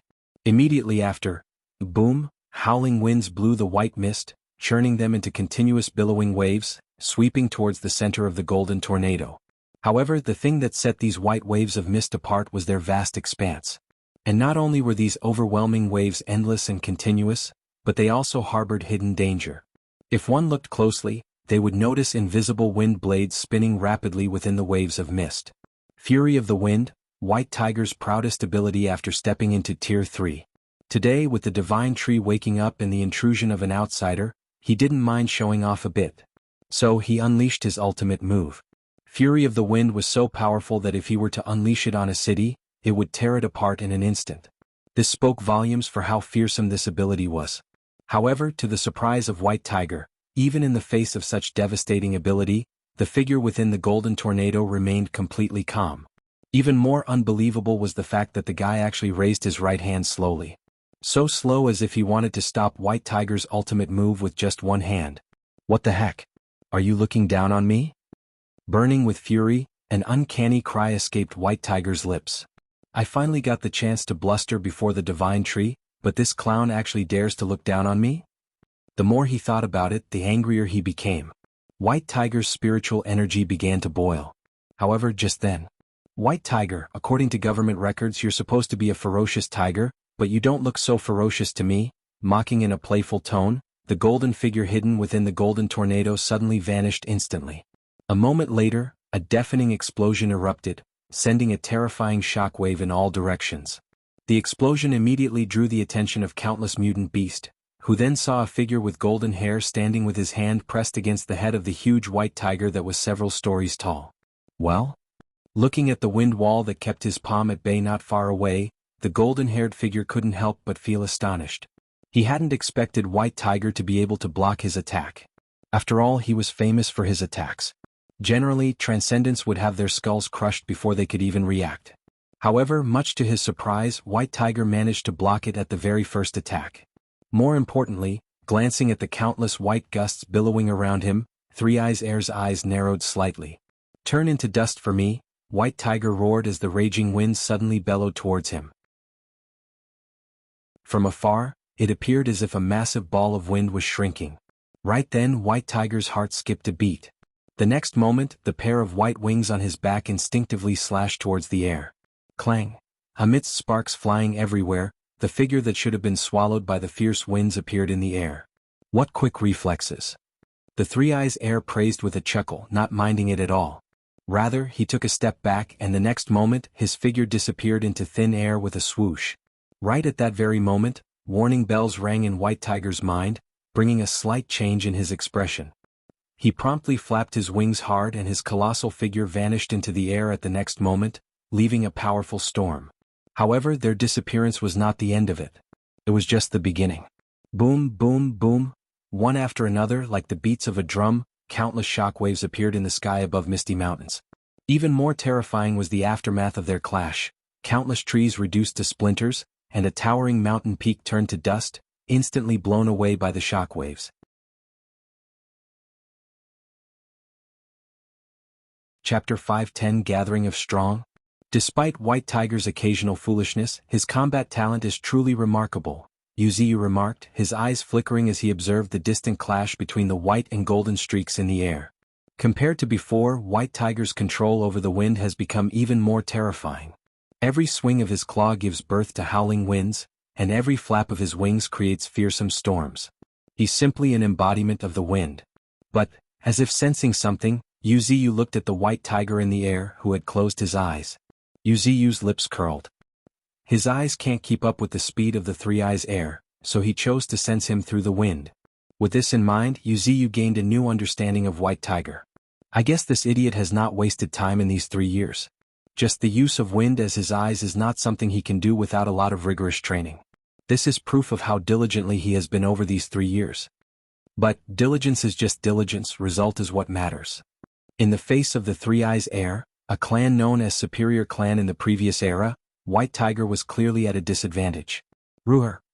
Suddenly, a painful howl echoed across the sky as the Three Eyes Air's right palm struck White Tiger, leaving a crimson palm print on his black and white fur, staining it red. Old Third. White Tiger. Cries of alarm rang one after another as Bull Demon and Nine Tails stood up fiercely. At the same time, terrifying auras erupted throughout Misty Mountains. Meanwhile, just as the Three Eyes Air gained the upper hand, the sudden appearance of fearsome auras elicited him to look towards the depths of the mist. That's quite a powerful bunch. Taken aback, the Three Eyes Air couldn't help but mutter to himself. Thanks to his investigation, he knew that the most famous creatures in Misty Mountains were the 9 great beasts, and this White Tiger was ranked third among the 9 great beasts. However, the fact that the third-ranked White Tiger could give him so much trouble for so long in his normal state already came as a surprise to him. And now, even more terrifying auras had erupted in the depths of the mist. It seems that I underestimated this first forbidden zone, the Three Eyes Air chuckled, but he wasn't too bothered about it. As far as he was concerned, only Tier 3 sovereigns could draw his attention. As for the rest, they were nothing more than ants to him. With this in mind, the Three Eyes Air's third eye, the golden vertical pupil in the center of his forehead, also flickered slightly, faintly exuding a mystic glow. However, just at this moment, as if realizing something, the Three Eyes Air suddenly bent his head sideways. The next moment, a swooshing sound rang in his ears as a pitch-black claw already ripped through the air, even cutting a few strands of his golden hair. "How?" The Three-Eyes Heir gasped in surprise as he noticed a giant pitch-black tiger standing in the air. He had no idea when it appeared and how. Its fur, as black as ink and as smooth as silk, danced in the wind, while its eyes glowed a deep red, resembling pools of blood. It was Shadow Tiger, the very same Shadow Tiger that led the Tiger Clan to attack the Fox Clan of Green Hill. If it weren't for the timely support from Misty Mountains, the Green Hills Fox Clan would have been wiped out long ago. 3 years ago, White Tiger had set a challenge with Shadow Tiger, with a wager that if Shadow Tiger lost, he would join Misty Mountains and lead the Tiger Clan. By the looks of it, Shadow Tiger had lost to White Tiger. However, White Tiger got quite a sharp eye. So, he had taken notice of Shadow Tiger's talent. After all, breaking through to Tier 3 was quite difficult. In these 3 years, apart from the 9 great beasts and the elemental commanders, very few mutant beasts in Misty Mountains had advanced to Tier 3. Shadow Tiger happened to be one of these few. Furthermore, the Tiger Clan was known for its combat power. Although they couldn't compare to superior clans like Three-Eyes Divine Clan, the best among the Tiger Clan might stand a chance against them on equal footing. And now there was no room for words. As Shadow Tiger took a long, deep breath, faint shadows under the moonlight began to rise. Then, amidst heavy footsteps, giant black tigers resembling Shadow Tiger emerged from the shadows. Unique ability, Shadow Tiger, bestowing its own shadow with immense spiritual energy, it can materialize its shadow, which possesses 70% of its strength. This was a very uncanny ability, and after Shadow Tiger became a Tier 3, this ability underwent a qualitative change. At this moment, 5 giant black tigers had surrounded the Three-Eyes Heir. Even more terrifying was that the auras of these 5 black tigers were interconnected. Even without anyone reminding him, the Three-Eyes Heir could tell that these 5 black tigers had some tricks up their sleeves. "Tiske, I didn't think you'd have such a hard time." Sighing with emotions, the 5 black tigers turned their gazes towards the disheveled white tiger emerging from the raging winds. "Humph, I'll tear this guy apart." Unabashed bloodlust soared into the sky. At the same time, screech, screech, ruhar, ruhar, a cacophony of howls and cries echoed in the raging winds. Looking up, one would see countless phantoms of birds and beasts appearing in the air. Several of these birds and beasts seemed tangible and exuded an indescribable chill. Tiger's fiendish prestige. Every beast slain by White Tiger contributes to the enhancement of his fiendish aura. The more adversaries he kills, the more potent his fiendish presence becomes, ultimately reaching perfection. At this pinnacle, all the souls within White Tiger are laid bare, transforming the surroundings into a fiendish realm. Tiger's fiendish prestige was a fearsome ability that White Tiger rarely used, because every time he executed it, it would affect the mind to a certain extent. However, he had no choice but to use it now. He didn't mind getting injured, but he couldn't stand losing face. Even without turning back, he could feel countless gazes directed in this direction in the depths of the mist. The thought of losing face in front of his brothers and sisters made White Tiger involuntarily growl. Jurr, jurr. As flames of fury burned hotter and hotter, the entire sky dimmed further. Looking at the huge black and white tigers, the Three-Eyes Heir's eyes narrowed slightly. Indeed, the first forbidden zone can't be underestimated. The Three-Eyes Heir signed with emotions, his third golden vertical pupil shimmering slightly, as if it wanted to open. However, just at that moment, as if sensing something, the Three-Eyes Heir suddenly turned around. The next moment, a deafening and daunting dragon roar, seemingly coming from ancient times, reverberated across the sky, with the sky suddenly growing dark. At this moment, dark and continuous clouds started converging from all around, their thickness so suffocating as if they were about to crush the entire world. Within the depths of the dark clouds, bolts of lightning crisscrossed one after another, dyeing them with a purple hue. Vaguely, the Three-Eyes Heir saw a pair of purple dragon horn emerging from the depths of the dark clouds. Dragon? Seemingly in disbelief, the Three-Eyes Heir's expression changed drastically. However, before he could recover from his shock, Ruhar! Another dragon roar echoed from the depths of the earth. Immediately after, the endless forest began to freeze, turning into a world of ice spanning for thousands of kilometers in just a short few moments. At this moment, if one were to look towards the direction of the surging cold, they would see a 100-meter-long ethereal white flood dragon winding around an already frozen peak, its gaze filled with unspeakable coldness.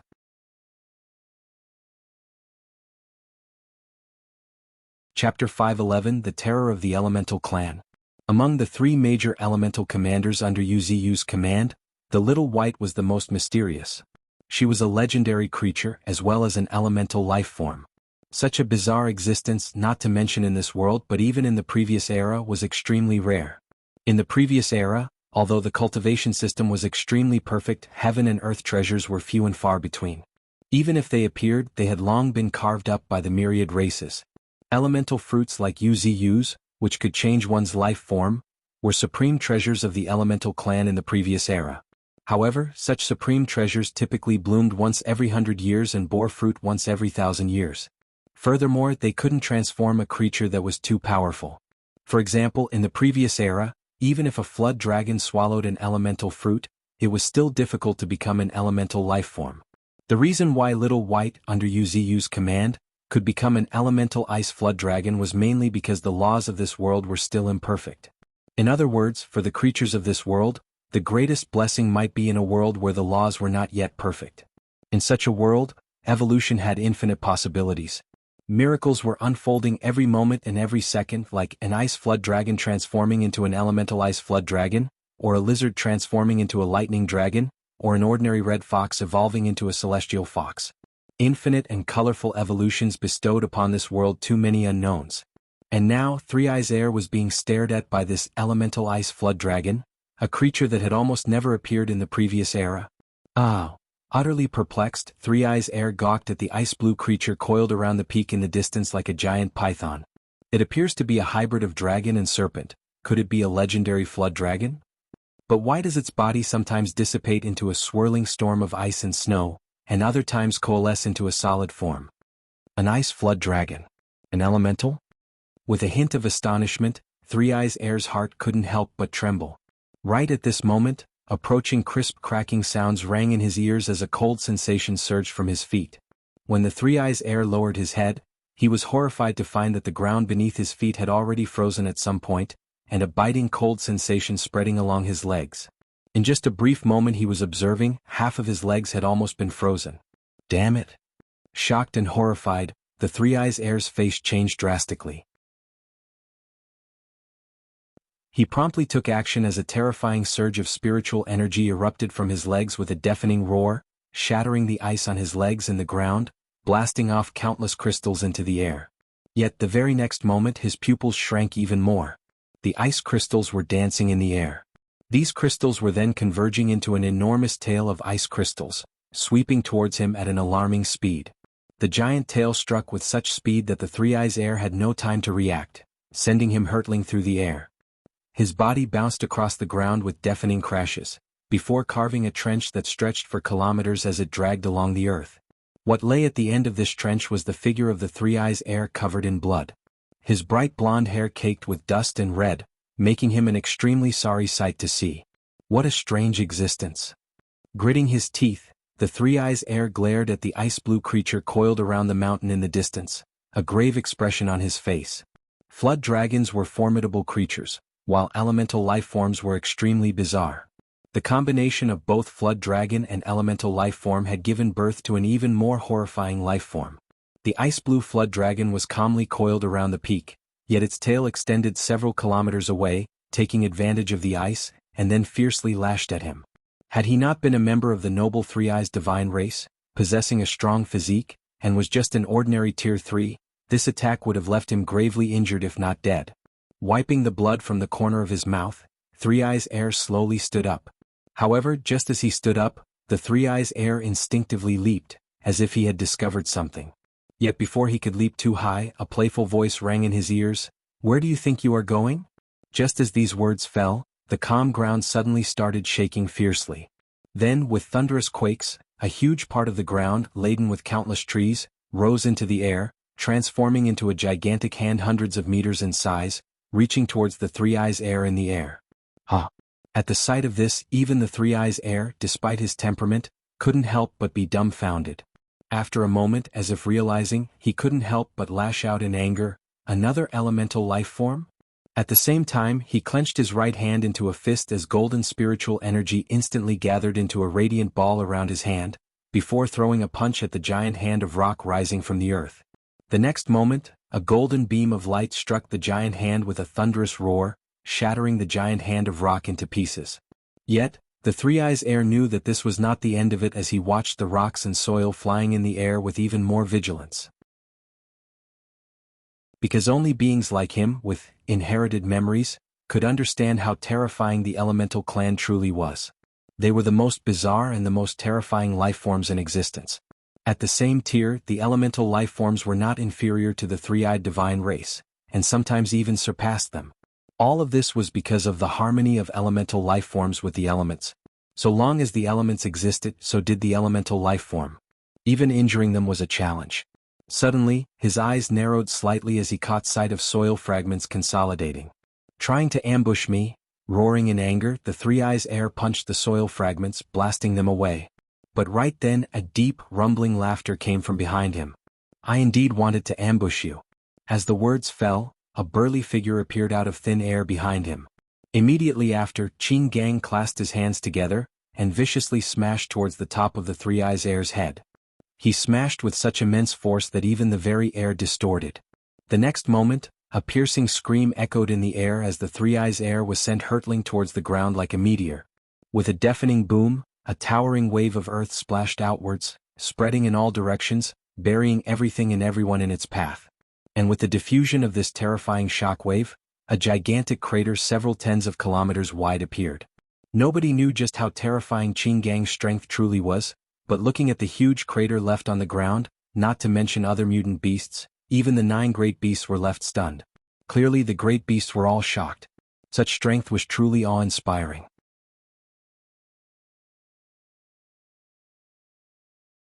Chapter 512 The Heavenly Eye.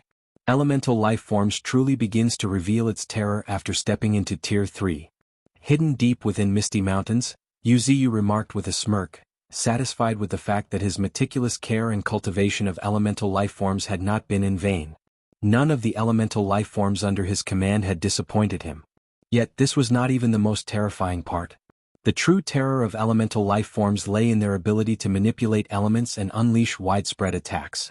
In other words, elemental life forms excelled in group battles. Just a Tier 3 elemental life form was enough to guard a territory. Be that it may, it wasn't enough to kill the Three-Eyes Heir. With this thought in mind, Wuxia glanced towards the center of the crater. Distance meant nothing to him. Even the swathes of dust swirling in the air couldn't obstruct his gaze. After a moment, a figure covered in blood, with half of his body buried in the ground, entered Wuxia's sight. Despite his sorry state, the defiant expression on the Three-Eyes Heir's face remained unchanged. What made Wuxia's eyes narrow slightly was the partly open third eye on his forehead, which seemed to be filled with prismatic light. Innate talent, Heavenly Eye, a terrifying talent that allows the Three-Eyes clan to see through all illusions and catch every movement. And when cultivated to the extreme, it can even trace back to the end of time. If the Heavenly Eye is opened, it can shoot a beam of divine light that can pierce through anything, forcing everyone to retreat. After reading the introduction, Wuxia's pupils couldn't help but shrink.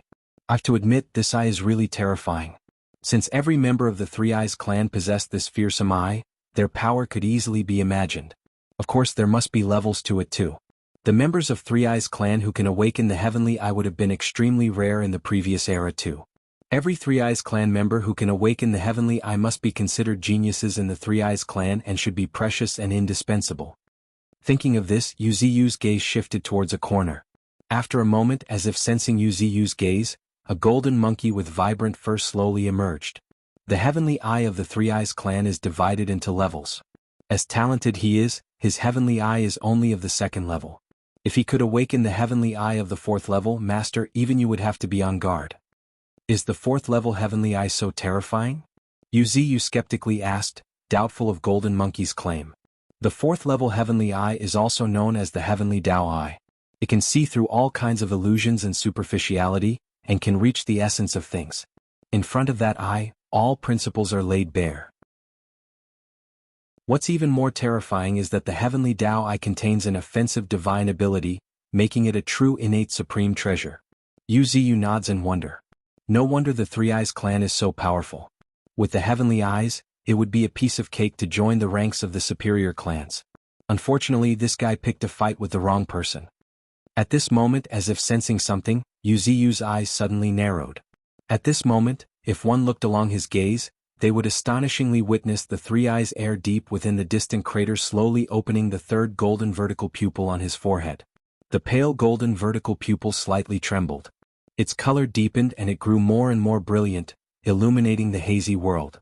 Just then, "Go to hell!" the Three Eyes heir roared out before a golden beam swiftly shot into the sky. With a deafening roar, the golden beam pierced through the encompassing mist, heading straight towards Qin Gang high up in the air. What the? Qin Gant was taken aback, but he reacted swiftly. He promptly spread his right palm as a tremendous amount of earth-attribute spiritual energy began to surge out of his palm. In a moment, a towering shield made of rock materialized in front of him. But the very next moment, Qin Gang's expression changed, because just as the shield he had formed came in contact with the beam, he felt as if the entire shield ceased to exist, pierced through in a flash. Even more terrifyingly, the momentum of the golden beam did not diminish, and it continued to shoot towards him with the same intensity as before. So this is the terror of the Three Eyes clan. Heaving a sigh, Qin Gang lowered his head, looking at his chest at the bowl-sized hole in his chest. The beam pierced through him in a flash, who possessed one of the most formidable defenses of Misty Mountain. It spoke volumes for its strength. Fortunately, Qin Gang's elementalization had already reached a terrifying level.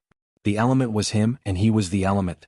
So long as his spiritual energy wasn't depleted, one would find it truly difficult to even injure him. With this in mind, Qin Gang began to mobilize his spiritual energy. In moments, to the somewhat incredulous gaze of the Three Eyes heir, a hazy earthy yellow halo emerged around the chest of the muscular young man whose chest was pierced through by the divine light. In just moments, the hole in Qin Gang's chest began to heal. However, if one were to pay close attention to Qin Gang, they would notice that his aura had diminished considerably. While this kind of recovery was incredible, it consumed a significant amount of spiritual energy and even his mental strength. In a battle, Qin Gang could use it a few times at best. However, the Three Eyes heir's divine light was too terrifying. If he did not timely heal his injuries, the residual divine light would cause even more serious injuries, and this was something Qin Gang didn't wish to see.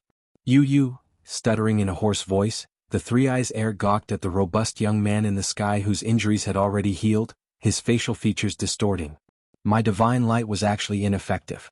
No, not ineffective, it's just that earth elemental life forms are too tough and resilient. Thinking of this, the Three Eyes heir placed a hand on his forehead. I'll see how many times you can take it. Amidst a voice filled with resentment, another golden beam shot out.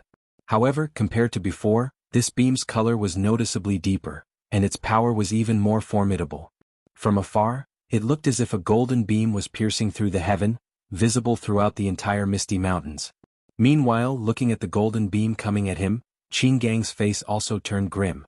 Once was enough, but if he was struck by it a few more times, even he would be severely injured. However, just then, as if sensing something, Qin Gang's lips curled into a smirk and he stated, "Then I'll leave him to you." "Well, leave this guy to your little brother." Accompanied by a voice seemingly coming from who knows where, pitch-black clouds began to blanket the sky, with flashes of purple lightning crisscrossing the sky. In just a few breaths, the entire world seemed to be about to come to an end, an indescribable terror filling the air. Suddenly, amidst this terrifying phenomena, a purple head suddenly appeared deep within the pitch-black clouds, followed by a dragon roar that shook the world. The terrifying aura accompanying the roar caused countless mutant beasts to feel their chests tighten in fear.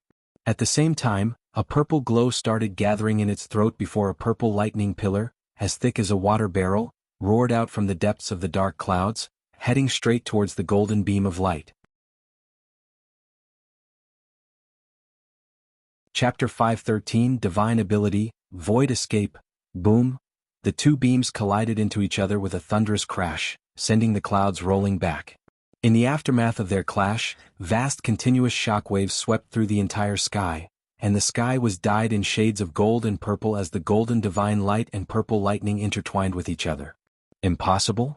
In disbelief, the Three Eyes heir's face changed drastically. However, after a moment, as if realizing something, he looked at the sky and coldly uttered two words, "Dragon Breath." The Dragon Breath was one of the most terrifying means of attack of the Dragon Clan, on some level comparable to the Three Eyes clan's divine light. The Dragon Clan's Dragon Breath was not as simple as breathing out, it was filled with destruction, power capable of annihilating everything. This was the most terrifying aspect of Dragon Breath. Even in the previous era, Dragon Breath was one of the most famous destructive moves. It was not a divine ability, but stood on par with divine abilities. At this moment, looking at the purple beam in the sky blocking his divine light, the Three-Eyes Heir was quite certain that a true dragon was lurking within Misty Mountains. He found it hard to digest. He couldn't believe the fact that the dragon clan had actually appeared in this newborn world. With this realization, the Three-Eyes Heir had thoughts of retreating. The waters of the first forbidden zone are deeper than I expected. Too deep. Black and white tigers, elemental life forms, and now even a dragon. Ugh. The Three-Eyes Heir's mind was in turmoil. He really wanted to kill the person who drafted the record of Misty Mountains. Didn't the record say that Misty Mountains only have 9 great beasts? Didn't the record say that the 9 great beasts are only a bit more talented than ordinary mutant beasts? Then what the hell is going on here? Who can explain to me why Misty Mountains is full of tier 3s, and legendary strong races are popping up one after another? Although feeling helpless, the Three-Eyes Heir's spiritual energy surged. It's not wise to stay here any longer, it would be wise to leave first. With this in mind, a gleam flashed in the Three-Eyes Heir's eyes. Immediately after, to his somewhat smug gaze, a crack slowly opened in front of him. Minor divine ability, Void Escape.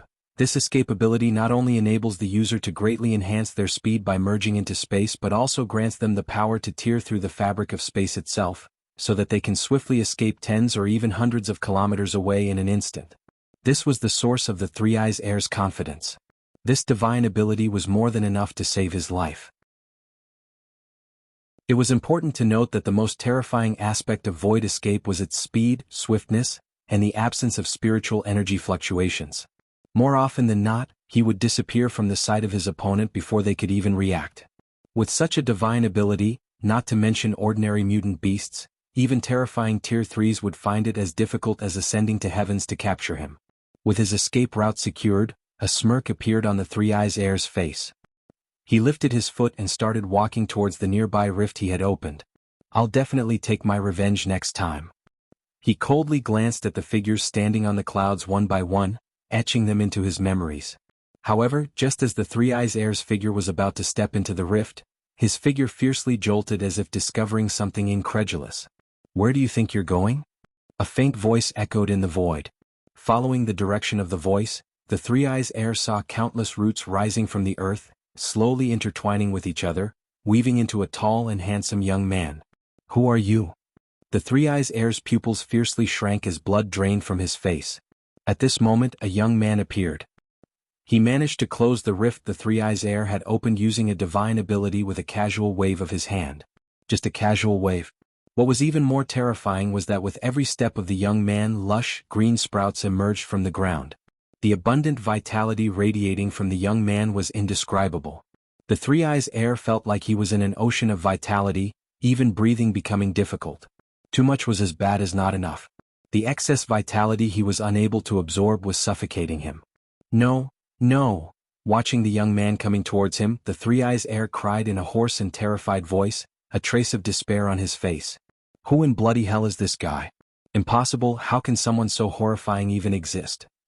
Yu's presence was extremely terrifying, far beyond what others could even imagine. Just his presence alone was enough to make an ordinary tier 3 freeze in fear. But before the Three-Eyes Heir could say anything, he felt his neck tighten. No! In a voice filled with fear, the figure of the Three-Eyes Heir began to tremble. This trembling wasn't just because of fear and terror, more so because his spiritual energy, even his vitality, was constantly being drained away. In just a few breaths, the Three-Eyes Heir's dazzling blonde hair lost their luster, then dried up and turned grayish-white. It was due to an ability of Yu's roots, absorption. After advancing to Tier 4, Yu's roots were not satisfied with just stealing spiritual energy and abilities, they even began to steal vitality. Vitality was a mysterious force, inexplicable and indescribable. Without vitality, even if one possessed heaven-defying combat power, they would still wither away. To some extent, vitality was equivalent to one's lifespan. And now, Yu could also steal this mysterious force. One could imagine how terrifying he had become. He was now exactly like the demon depicted in certain rumors, a terrifying and cruel creature that devoured people without leaving even the bones. Ding, you have killed a Tier 3 Three-Eyes Clan Transcendent, evolution points +1. 2 million. Listening to the crisp notification ringing in his ears, Yu's lips curled. What a great harvest. It was really a great harvest. Not only had he gained so many evolution points, his spiritual energy had also soared by more than 700,000. Compared to other transcendents of the same tier, the spiritual energy of the Three Eyes heir was undoubtedly much purer. More importantly, Wuxia had gained another great and unexpected harvest, so unexpected that it had not even crossed Wuxia's mind. Because he unexpectedly obtained a very peculiar ability from this Three Eyes clan member, Opening Eye. Unique ability, Opening Eye. Everyone has heavenly eye connected to the Great Tao. However, their heavenly eyes may be invisible or hidden and few can open them. The heavenly eye was an innate talent to the Three Eyes clan, yet not exclusive to them. According to the introduction of this ability, all beings have a heavenly eye. However, only the Three Eyes clan had the correct method of opening them. The inheritance of the Three Eyes clan was the method of opening the heavenly eye of their clansmen. Every member of the Three Eyes clan would inadvertently activate this ability until they could only open their own heavenly eye. And surprisingly, Wuxia had stolen this ability. Chapter 514 Dominating the World. Opening Eye. Muttering to himself, a hint of excitement lit up Wuxia's face. If he could open his heavenly eye, it would be a great opportunity for him. The heavenly eye was not a divine ability, but it stood on par with divine abilities. In some ways, it was even more domineering than divine abilities. More importantly, everyone has their own heavenly eye. If Wuxia were to open his heavenly eye, he would be opening an eye that wholly belonged to him. With these thoughts in his mind, Wuxia smirked while looking at the withered corpse lying at his feet. He has rarely been awake. Yet, the moment he encountered such a pleasant surprise. He was really pleased by this encounter. However, at this moment, as if remembering something, Wuxia slowly raised his right hand towards the brow of the corpse. The next moment, a terrifying suction force emerged from his hand, sucking in a dim golden eye from the withered corpse. It was the heavenly eye, the treasure of the Three Eyes clan. However, compared to before, this heavenly eye was noticeably dimmer, and even somewhat withered, as if it had lost its vitality. At this moment, holding this withered eye in his hand, Wuxia's flickered non-stop, seemingly realizing something. He suddenly started pouring his spiritual energy into it, before a thunderous clap seemingly rang in his mind, fiercely shaking his mind. The next moment, a very peculiar sensation arose in his mind. In a trance, Wuxia perceived everything around him, his gaze even passing through the rocks and mountains, allowing him to see what lay behind them. So, this is the power of the heavenly eye. Sighing, Wuxia increased the influx of spiritual energy. However, the heavenly eye reacted differently this time. Wuxia felt the energy within the heavenly eye circulating in a different manner. Suddenly, with a deafening roar, a golden beam shot towards the distance. Out of nowhere, several towering ancient trees suddenly shattered into dust, leaving everyone baffled. When they looked towards the source, all they saw was a trail of the beam passing through the air. Such power. It's truly terrifying. Wuxia's jaw dropped in astonishment. Unfortunately, the level of this heavenly eye was too low to withstand his overwhelming energy. Otherwise, it would have been a pretty good weapon for Wuxia. After all, if this heavenly eye could withstand his fearsome strength, it might be able to unleash a terrifying beam that could pierce through the sky and even deep space. That would have really made it a supreme treasure for Wuxia.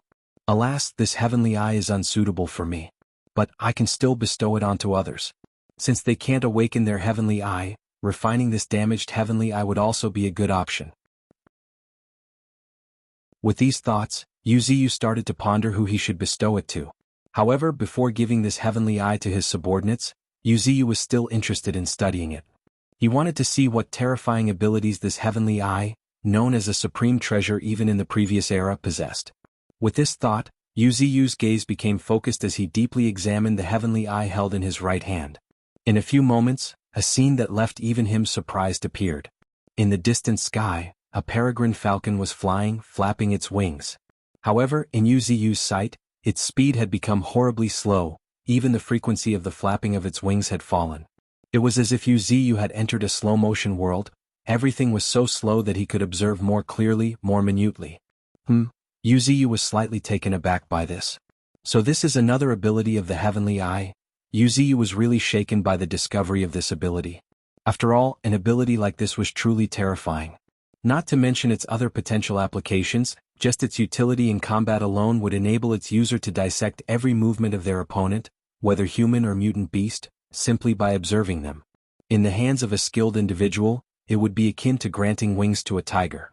Merely by gazing at someone, they could assimilate the techniques of others as if being guided step by step. In essence, even someone with mediocre innate talent could master a variety of martial techniques. In combat, they would be nearly invincible within their tier. No wonder the Three Eyes heir remained calm faced with Old Third's seemingly ghostly speed, and even had a hint of ridicule on his face. The ghastly speed of Old Third was as slow as a turtle in his eyes. Thinking of this, Yuziyu looked at White Tiger, who was excitedly rushing over not far away, and silently mourned for him for 3 seconds. If Old Third came to know that the speed he thinks of as amazing was as slow as a crawl in others' eyes, he would most likely blow his fuse. Ha ha!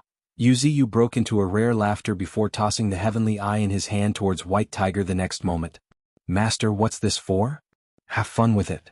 Saying that, Yuziyu slowly started making his way towards the depths of Misty Mountains, paying no heed to White Tiger's baffled expression. It had been a long time since he woke up. He was planning to take a good look at the current state of Misty Mountains. However, as Yuziyu various craters and broken trees entered his sight, his eyes couldn't help but narrow slightly. The next moment, vitality surged around Yuziyu as he took a step forward. Boom, with his every step the ground quaked. In the astonished gazes of countless mutant beasts and even figures like Qin Gang, Yuziyu appeared godlike. Every step he took seemed to bring forth a spring of vitality. At a speed discernible to the naked eye, the shattered trees appeared to have been revitalized, shooting up from the ground and growing dozens, even hundreds of meters tall in just a few breaths. A wave of earth swept through the ground, swiftly restoring the devastated terrain, which was previously riddled with ditches and craters, back to its original state. At this moment, if one were to look at the entire battlefield, they would be astonished to see that everything had returned to normal. Even the broken branches, uprooted trees, and the corpses of some mutant beasts were swallowed up by the churning earth and disappeared into its depths. This was how powerful the current Yuziyu was. His control over the world reached a whole new level, allowing him to alter a piece of the world with just a single thought. The powers of the 4 elements, earth, fire, ice and lightning, aided in his control over the world. And the mysterious power of vitality revitalized everything. As long as a wisp of vitality remained, Yuziyu could use the rich vitality to restore it. If restoration was impossible, Yuziyu could also use his innate talent, the seeds of life, to reshape the forest. However, just as Yuziyu was smoothing out the scars left by the battle, a voice filled with frustration suddenly came from behind. Damn it, no wonder he could catch up with my speed, it was actually because of this eye. The more he spoke, the angrier White Tiger became, his eyes turning bloodshot. Arg. I'm so unlucky. I finally got to fight only to run into my nemesis. If it was second brother, who wasn't good at speed, or elder sister, who could conjure up flames at will, they would have beaten this guy black and blue. Chapter 515, Innate Talent Elixir. Step by step, Yuziyu had slowly traversed more than half of Misty Mountains. Although his pace was slow, each step seemed to cover thousands of meters. Yet, despite such terrifying speed, he had walked for half a day. One can imagine the vastness of the current Misty Mountains. According to Yuziyu's estimation, the current Misty Mountains was probably as vast as a province from the old era, which was extremely vast.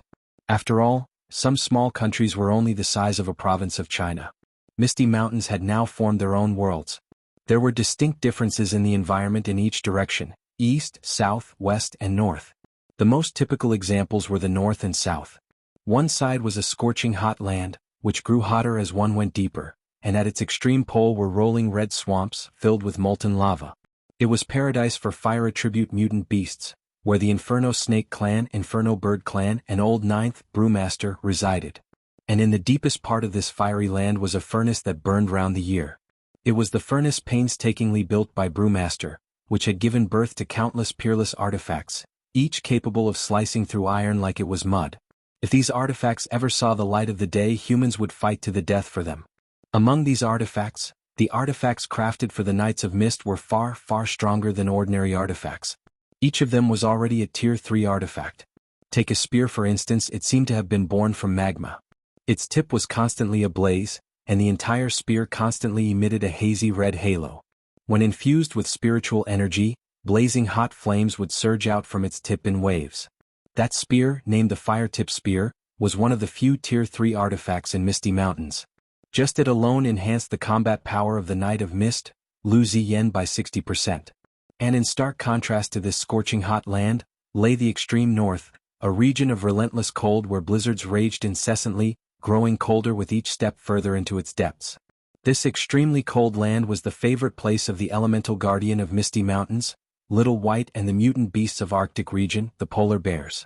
Certainly, the other regions were no exception to the scorching heat of the south or the freezing cold of the north.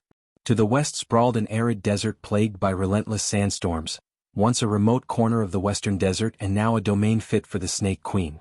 Now it had been engulfed by the expanding Misty Mountains, becoming a land shrouded in thick mist. Not far from the arid desert, there was a flower valley and the tranquil bamboo grove. The flower valley was the home of the Tier 3 golden butterfly, filled with endless blooming flowers and countless spirit plants. Even if one stepped foot in this valley, they would feel like being baptized. For ordinary mutant beasts, it was nothing short of a paradise. The tranquil bamboo grove, on the other hand, was resided by the Lung brother and sister duo.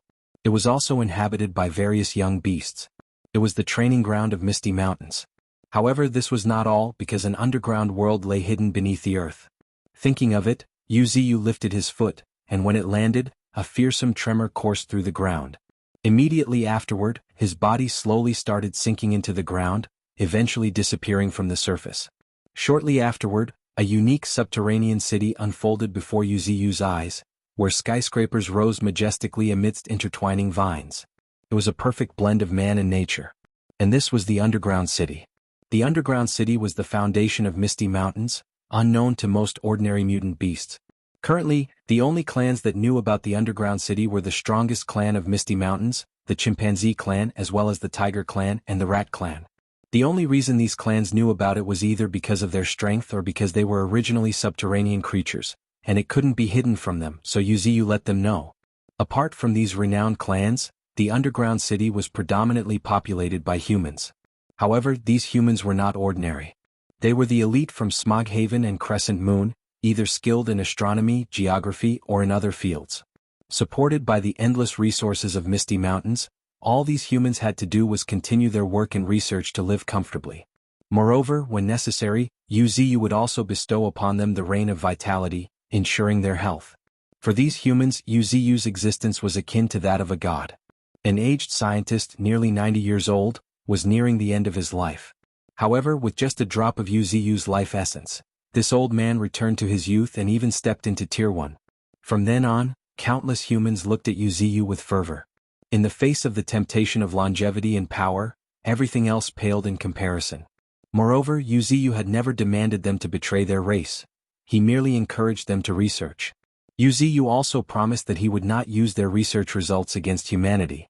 Thus, one could imagine that the fervor of these humans towards Yuziyu. It was clearly not without reason. To them, he was a great being, benevolent and tolerant, who would bestow blessings and the so-called divine grace upon them. Any human who encountered him could not help but be filled with respect. With this in mind, Yuziyu smiled and lifted his foot, heading straight towards the center of the underground city. After a while, Yuziyu stood atop a high-rise building, gazing quietly over the entire city. Behind him stood a spirited old man in white lab coat, respectfully reporting on the research of the past half-year. Divine Tree, over these years, we have gained new insights into the evolution of all things, and we have also developed genetic serums that can significantly enhance the possibility of biological evolution. At this point, the old man became extremely excited. Not only that, but we have also developed innate talent elixirs. Innate talent elixirs? Taken aback, Yuziyu couldn't help but murmur. Yes, innate talent elixir. Affirming, the old man couldn't conceal his excitement as he continued. Every being is blessed with innate talents, but most of them remain hidden, sometimes never even manifesting until death. The innate talent elixir we've researched can slightly increase the likelihood of unlocking one's innate talents. Divine Tree, we gave the innate talent elixir to 10 mutant azure wolves. And after a few days, 3 or 4 of them could fire wind blades out of their mouths, and could even control the wind. Yuziyu calmly listened to the old man, slowly understanding the reason for his excitement. So, it's an elixir that enhances the likelihood of awakening one's innate talents. I must admit, it's an extremely valuable outcome of our research, particularly beneficial for the younglings. Unlocking their innate talents early on can significantly benefit them in the long run. Chapter 516 The Unknown Creature. After gaining a brief understanding of research done by the scientists of the underground city, Wuxia was pleased with the results. In addition to the impressive genetic serum and innate talent elixir, the scientists had also come up with a noteworthy piece of theory. In this theory, some scientists elaborated their views regarding the third round of the spiritual energy tide. Just as Wuxia had speculated, these scientists also believed that the current planetary changes were mostly due to the impending arrival of the third round of spiritual energy tide. To them, this might be the largest spiritual energy tide since the resurgence of spiritual energy. If the first spiritual energy tide triggered the so-called evolution, then the second one granted sentences to all beings, and the third spiritual energy tide would most likely push all beings to a higher form of evolution. In other words, it would usher the entire era into a mythical age. At that time, legendary species would also begin to appear one after another, like the lightning dragon, elemental flood dragon, and various elemental life forms currently residing within Misty Mountains. Actually, these strange life forms shouldn't even exist in this era. However, under Wuxia's deliberate intervention, they were born in advance, and began to reveal their extraordinary splendor. The third round of spiritual energy tide would result in the birth of even more legendary species. In other words, a truly prosperous era was about to arrive. The most obvious sign of this was the successive births of members of the Three Eyes clan, the Ghost clan, and even the Titan clan. Their birth was not only a signal but also the biggest affirmation of the arrival of the third round of spiritual energy tide. Thinking of the imminent extraordinary era, a smile appeared on Wuxia's lips. He had been really looking forward to the arrival of this great era. After all, the arrival of this great era would also reopen his severed path of cultivation. While it might sound ironic, the path ahead was really severed. Since advancing to Tier 4, apart from the accumulation of spiritual energy, he had made no real progress in other aspects. He seemed to be trapped by an invisible bottleneck. Even so, his combat power had been increasing day by day. Unfortunately, if things continued like this, even if he were to reach the end of his lifespan, it would be very difficult for Wuxia to touch the threshold of Tier 5. Deep down, a vague feeling was telling him that reaching Tier 5 was no longer just about accumulation of spiritual energy. This esoteric realm involved a deeper and more mysterious power. Thinking of this, Wuxia's gaze shifted to a certain direction. After a moment, amidst his contemplative gaze, a seemingly ethereal tree root extended towards him, resembling a giant python, its hue a blend of purple and twilight. The cosmic root was one of Wuxia's greatest discoveries in his exploration of void over the past 3 years. As for another major discovery, it was Wuxia's approximation of the time for the arrival of the third spiritual energy tide. If everything went normal, on a certain day half a year later, boundless spiritual energy would surge out from the depths of void. It would envelop the entire planet. However, this spiritual energy tide would not only affect this planet but the entire universe. The great era that Wuxia eagerly anticipated was not confined to this planet alone, but encompassed the entire universe, where countless lives would undergo a frenzied evolution. As for whether there was life on other planets, if it was in the past, Wuxia might have been skeptical about it. However, ever since he started exploring void, Wuxia could confidently say, yes, and there are more than one planet. The resurgence of spiritual energy had not only pushed the evolution of plants and animals but also the evolution of countless mysterious and invisible microorganisms. Moreover, some planets had undergone billions of years of evolution in just a few years, thus giving birth to life. This was the most terrifying aspect of the resurgence of spiritual energy. It didn't belong to one person, nor did it belong to one planet, it belonged to the entire universe. The reason why Wuxia was so certain was simply because, as if remembering something, Wuxia's gaze shifted to the tip of the cosmic root. At the tip of it was a small space, invisible to others, but it was as clear as the sun to him. Inside that space was an extremely peculiar life form, truly peculiar. It looked like a bloated round balloon, covered in purple patterns and occasionally wriggling.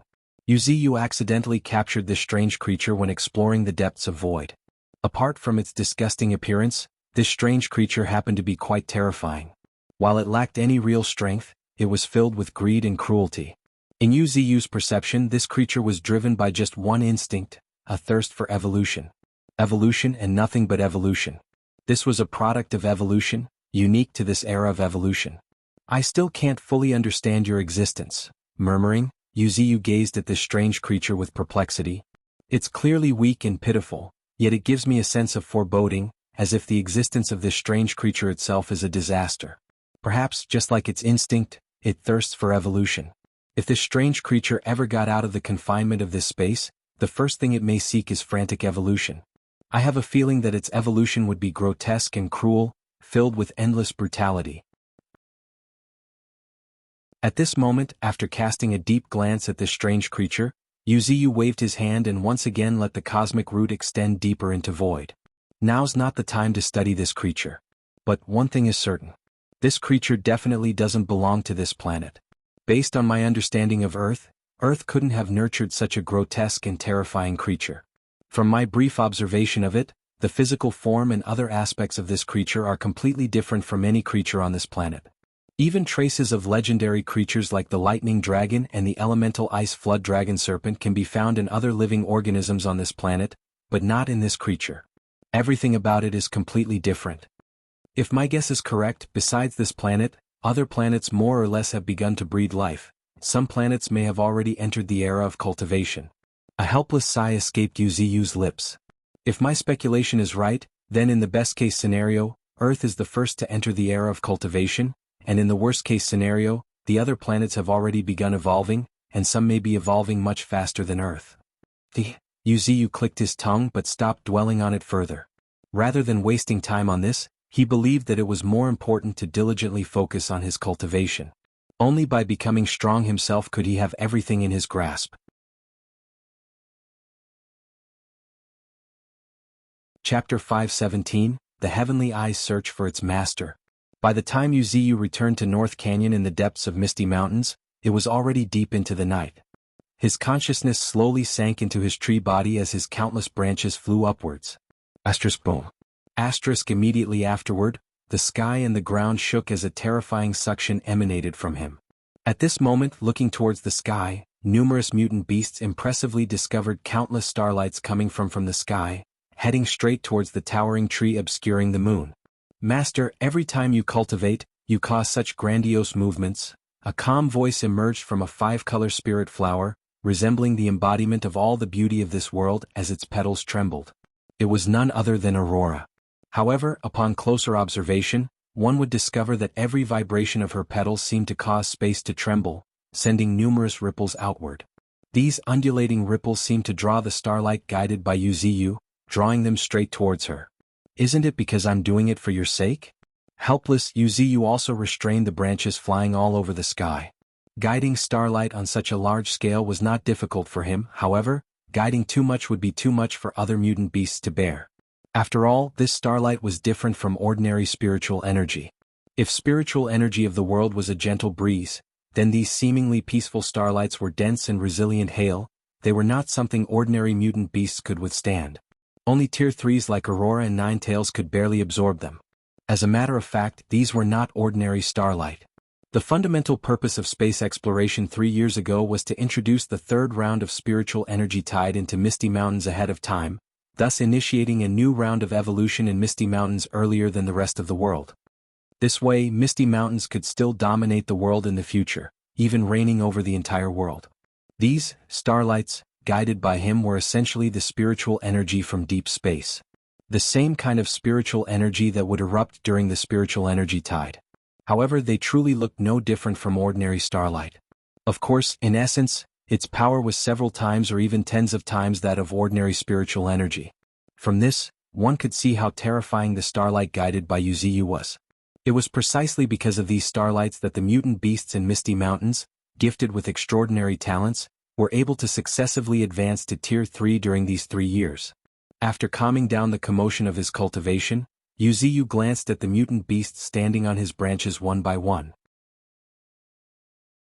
Lying on a branch shimmering with a fiery red glow, as if burning, Ninetails' four tails started rotating, creating a suction that swallowed all the surrounding starlight. On another branch, the simple-minded bull demon's crescent horns radiated with a faint glow, and his feet dug deeper into the branch.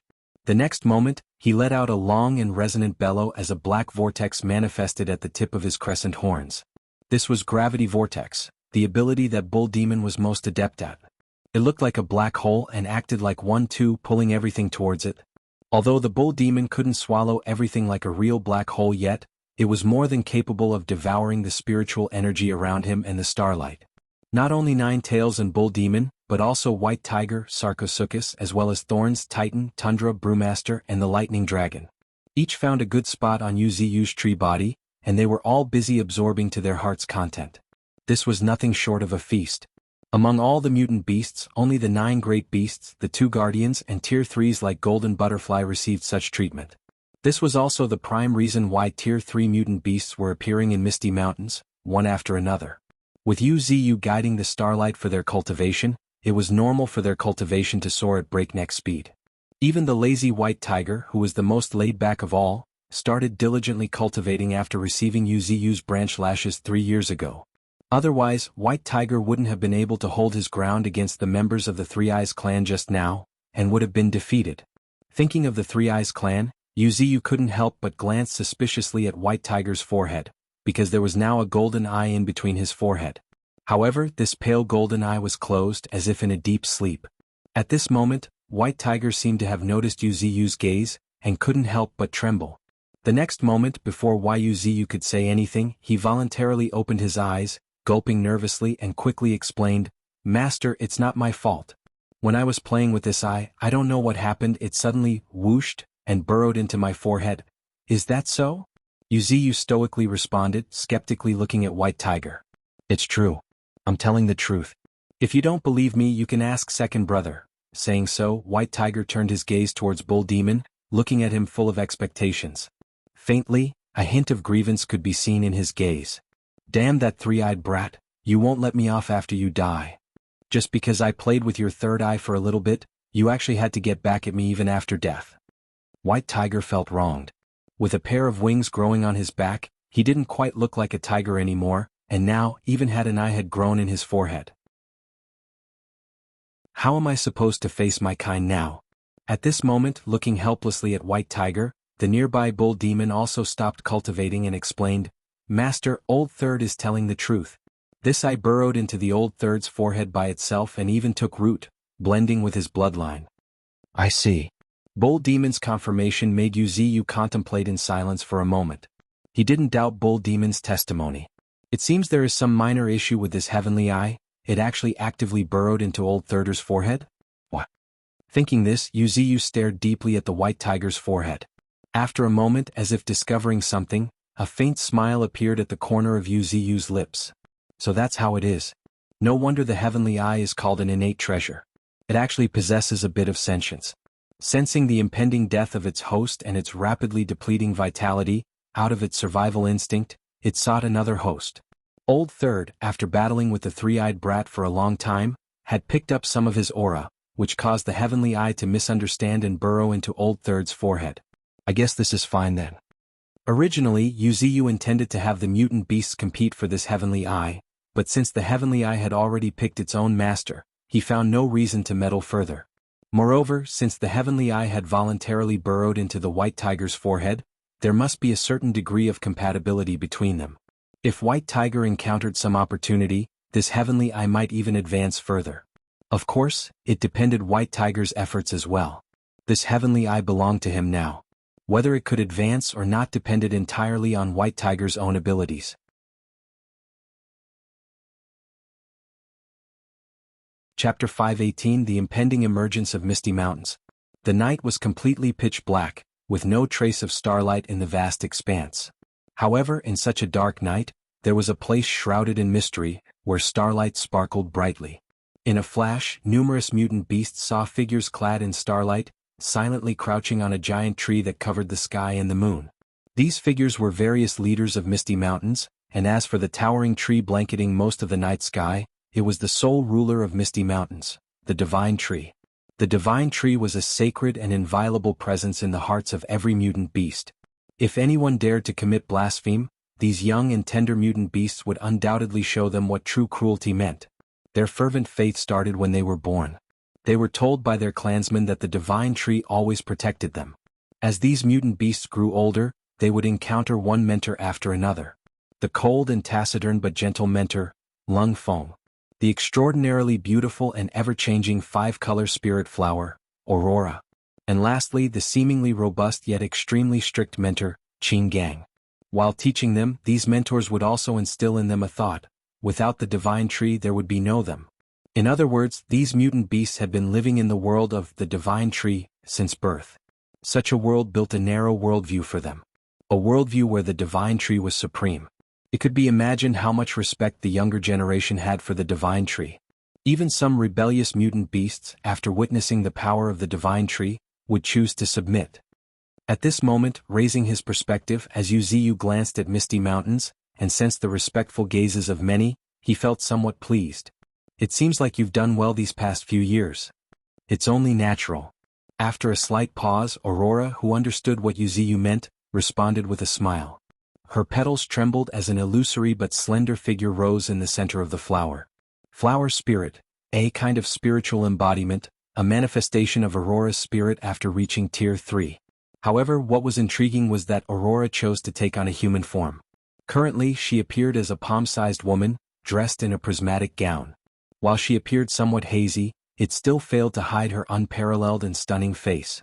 Aurora, as an embodiment of all the worldly beauty, naturally possessed beauty out of this world. So much so that Wuxia still couldn't help but be amazed despite having seen her multiple times. Master, during your slumber, some people haven't been very obedient. As if complaining, Aurora, sitting on her own petals with her little feet crossed, spoke with resentment. What happened? Wuxia frowned slightly, feeling a bit curious. It's the forces and transcendents who have risen in the recent 3 years. They've been clamoring every day trying to find the location of our Misty Mountains, saying things like, "What qualifications does Misty Mountains have to be called the first forbidden zone?" Aurora said with a playful grin. If it weren't for your instructions asking us to be peaceful, those jumping clowns would have already been put down. Nowadays, if any of our powerful transcendents stepped out of Misty Mountains, they could easily rule over a territory.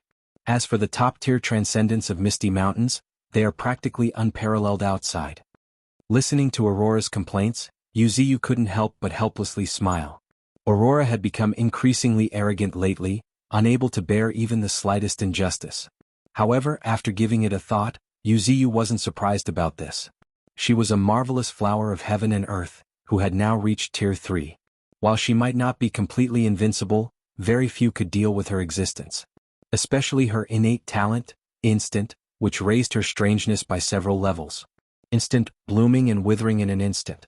Fleeting moment flower, as dazzling and eternal as fireworks, can freeze time in an instant, but the corresponding consumption of spiritual energy is equally terrifying. Just to stop time for one breath requires 1,000,000 spiritual energy. It blooms and withers in an instant, and in that instant time itself froze. In the eyes of the enemy, everything about Aurora seemed to speed up 2 or even 3 times, but by the time they reacted, everything was already over.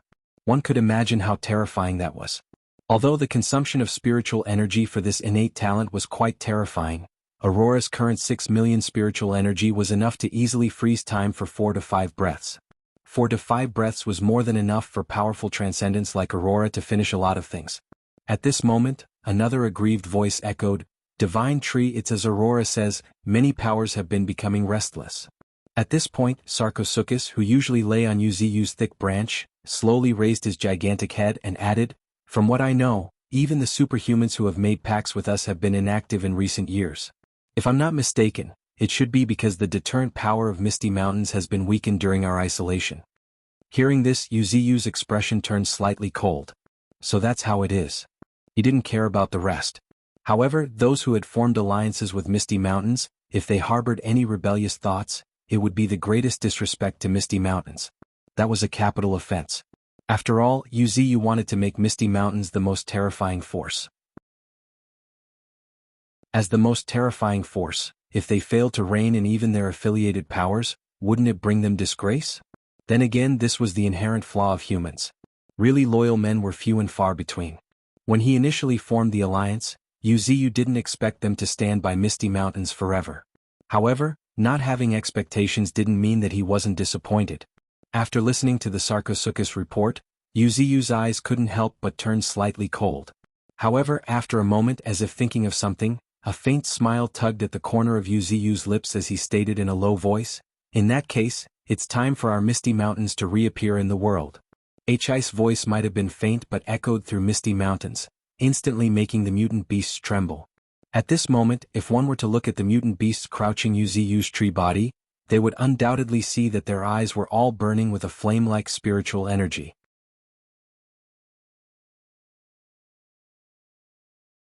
Chapter 519 Sensation. To reappear in the world. This has long been lingering in the minds of the mutant beasts. It had only been 5 years since they had awakened sentience, yet they had been in isolation for a full 3 years. Such a long time was equivalent to half of their lives. If it weren't for their loyalty to Yuziu, they would have long been unable to bear the boredom.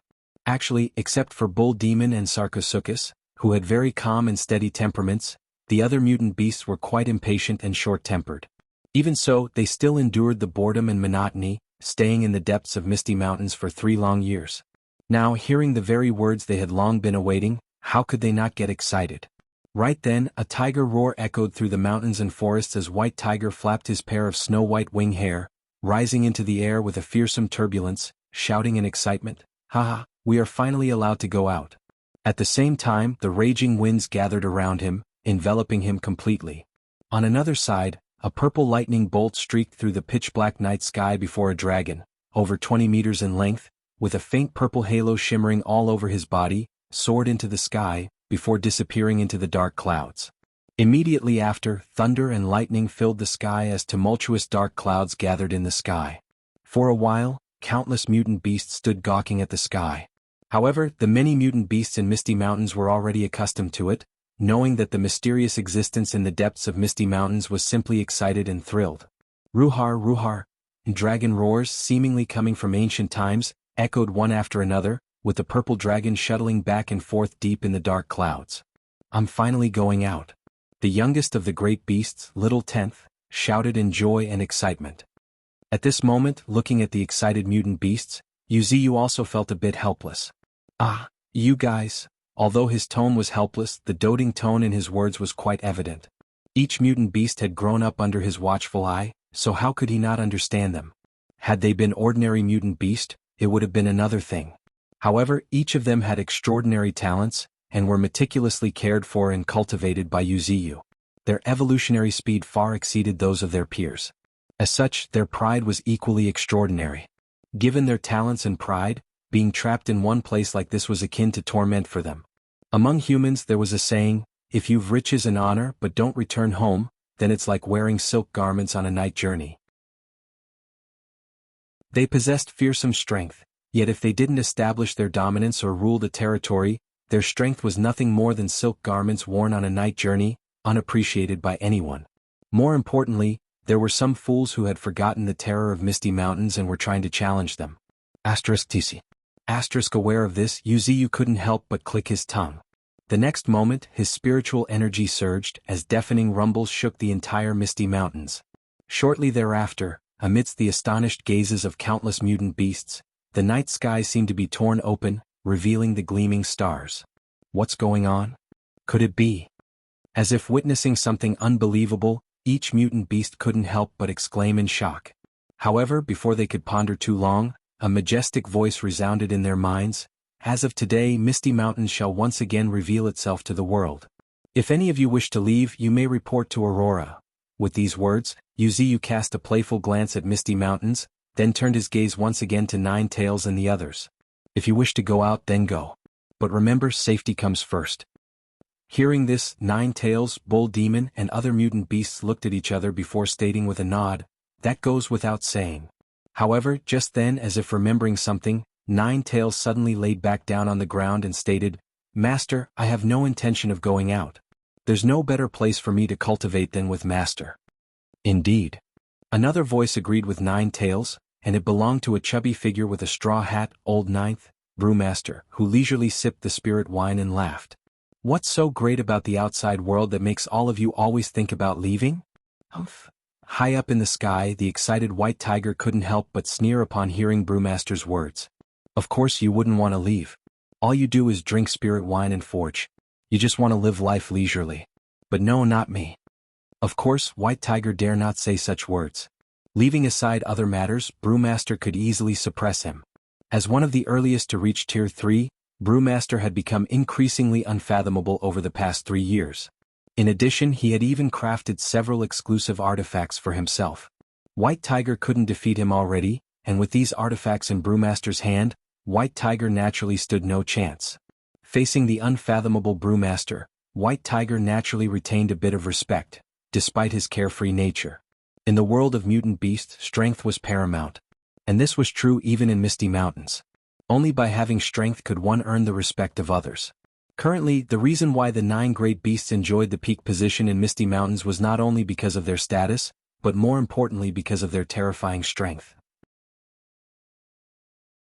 However, the mutant beasts had no idea that at this moment, nearly half of the continent was staring in shock in their direction.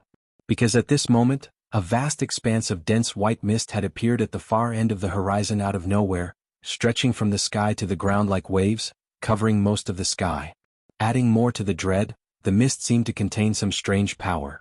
Many mutant beasts proficient in perception spread out their senses to explore the mist, but they felt as if they had fallen in an abyss. Misty Mountains. A deep voice suddenly echoed in the air, causing everyone to fall silent for a moment. What? Misty Mountains, didn't this forbidden zone disappear long ago? Amidst perplexed queries, several humans' expressions changed slightly. That's right, this is definitely Misty Mountains, affirming once again. The middle-aged man with a stubble beard had his pupils shrink to the size of pinpricks. As one of the earliest to advance to become superhuman, and having experienced the invasion of sea creatures firsthand, he was a veteran superhuman who had witnessed the rise of Misty Mountains. He had witnessed how the remote Misty Mountains had grown into a power enough to shake the entire continent, and eventually single-handedly resist the terrifying sea creatures' invasion. Even now, this middle-aged man remembered one rule very well: do not provoke Misty Mountains. This was not the word of one man, nor was it the word of one force, it was universally acknowledged throughout the continent. And now, this ancient and terrifying forbidden zone had silently reappeared in the world on this late night. Gulp. Subconsciously gulping in nervousness, blood drained from the face of this superhuman of Tier 3, who could be considered to be a powerhouse among humans. That you're tuning in to the Han Li's Wuxia Adventures YouTube channel. We're so grateful for your support, and don't forget to subscribe to join us on this incredible journey through captivating stories. Your generosity through donations truly makes a world of difference, as it's the primary source of revenue that allows me to expand and enhance this channel for you. Thank you from the bottom of my heart for being a part of this adventure.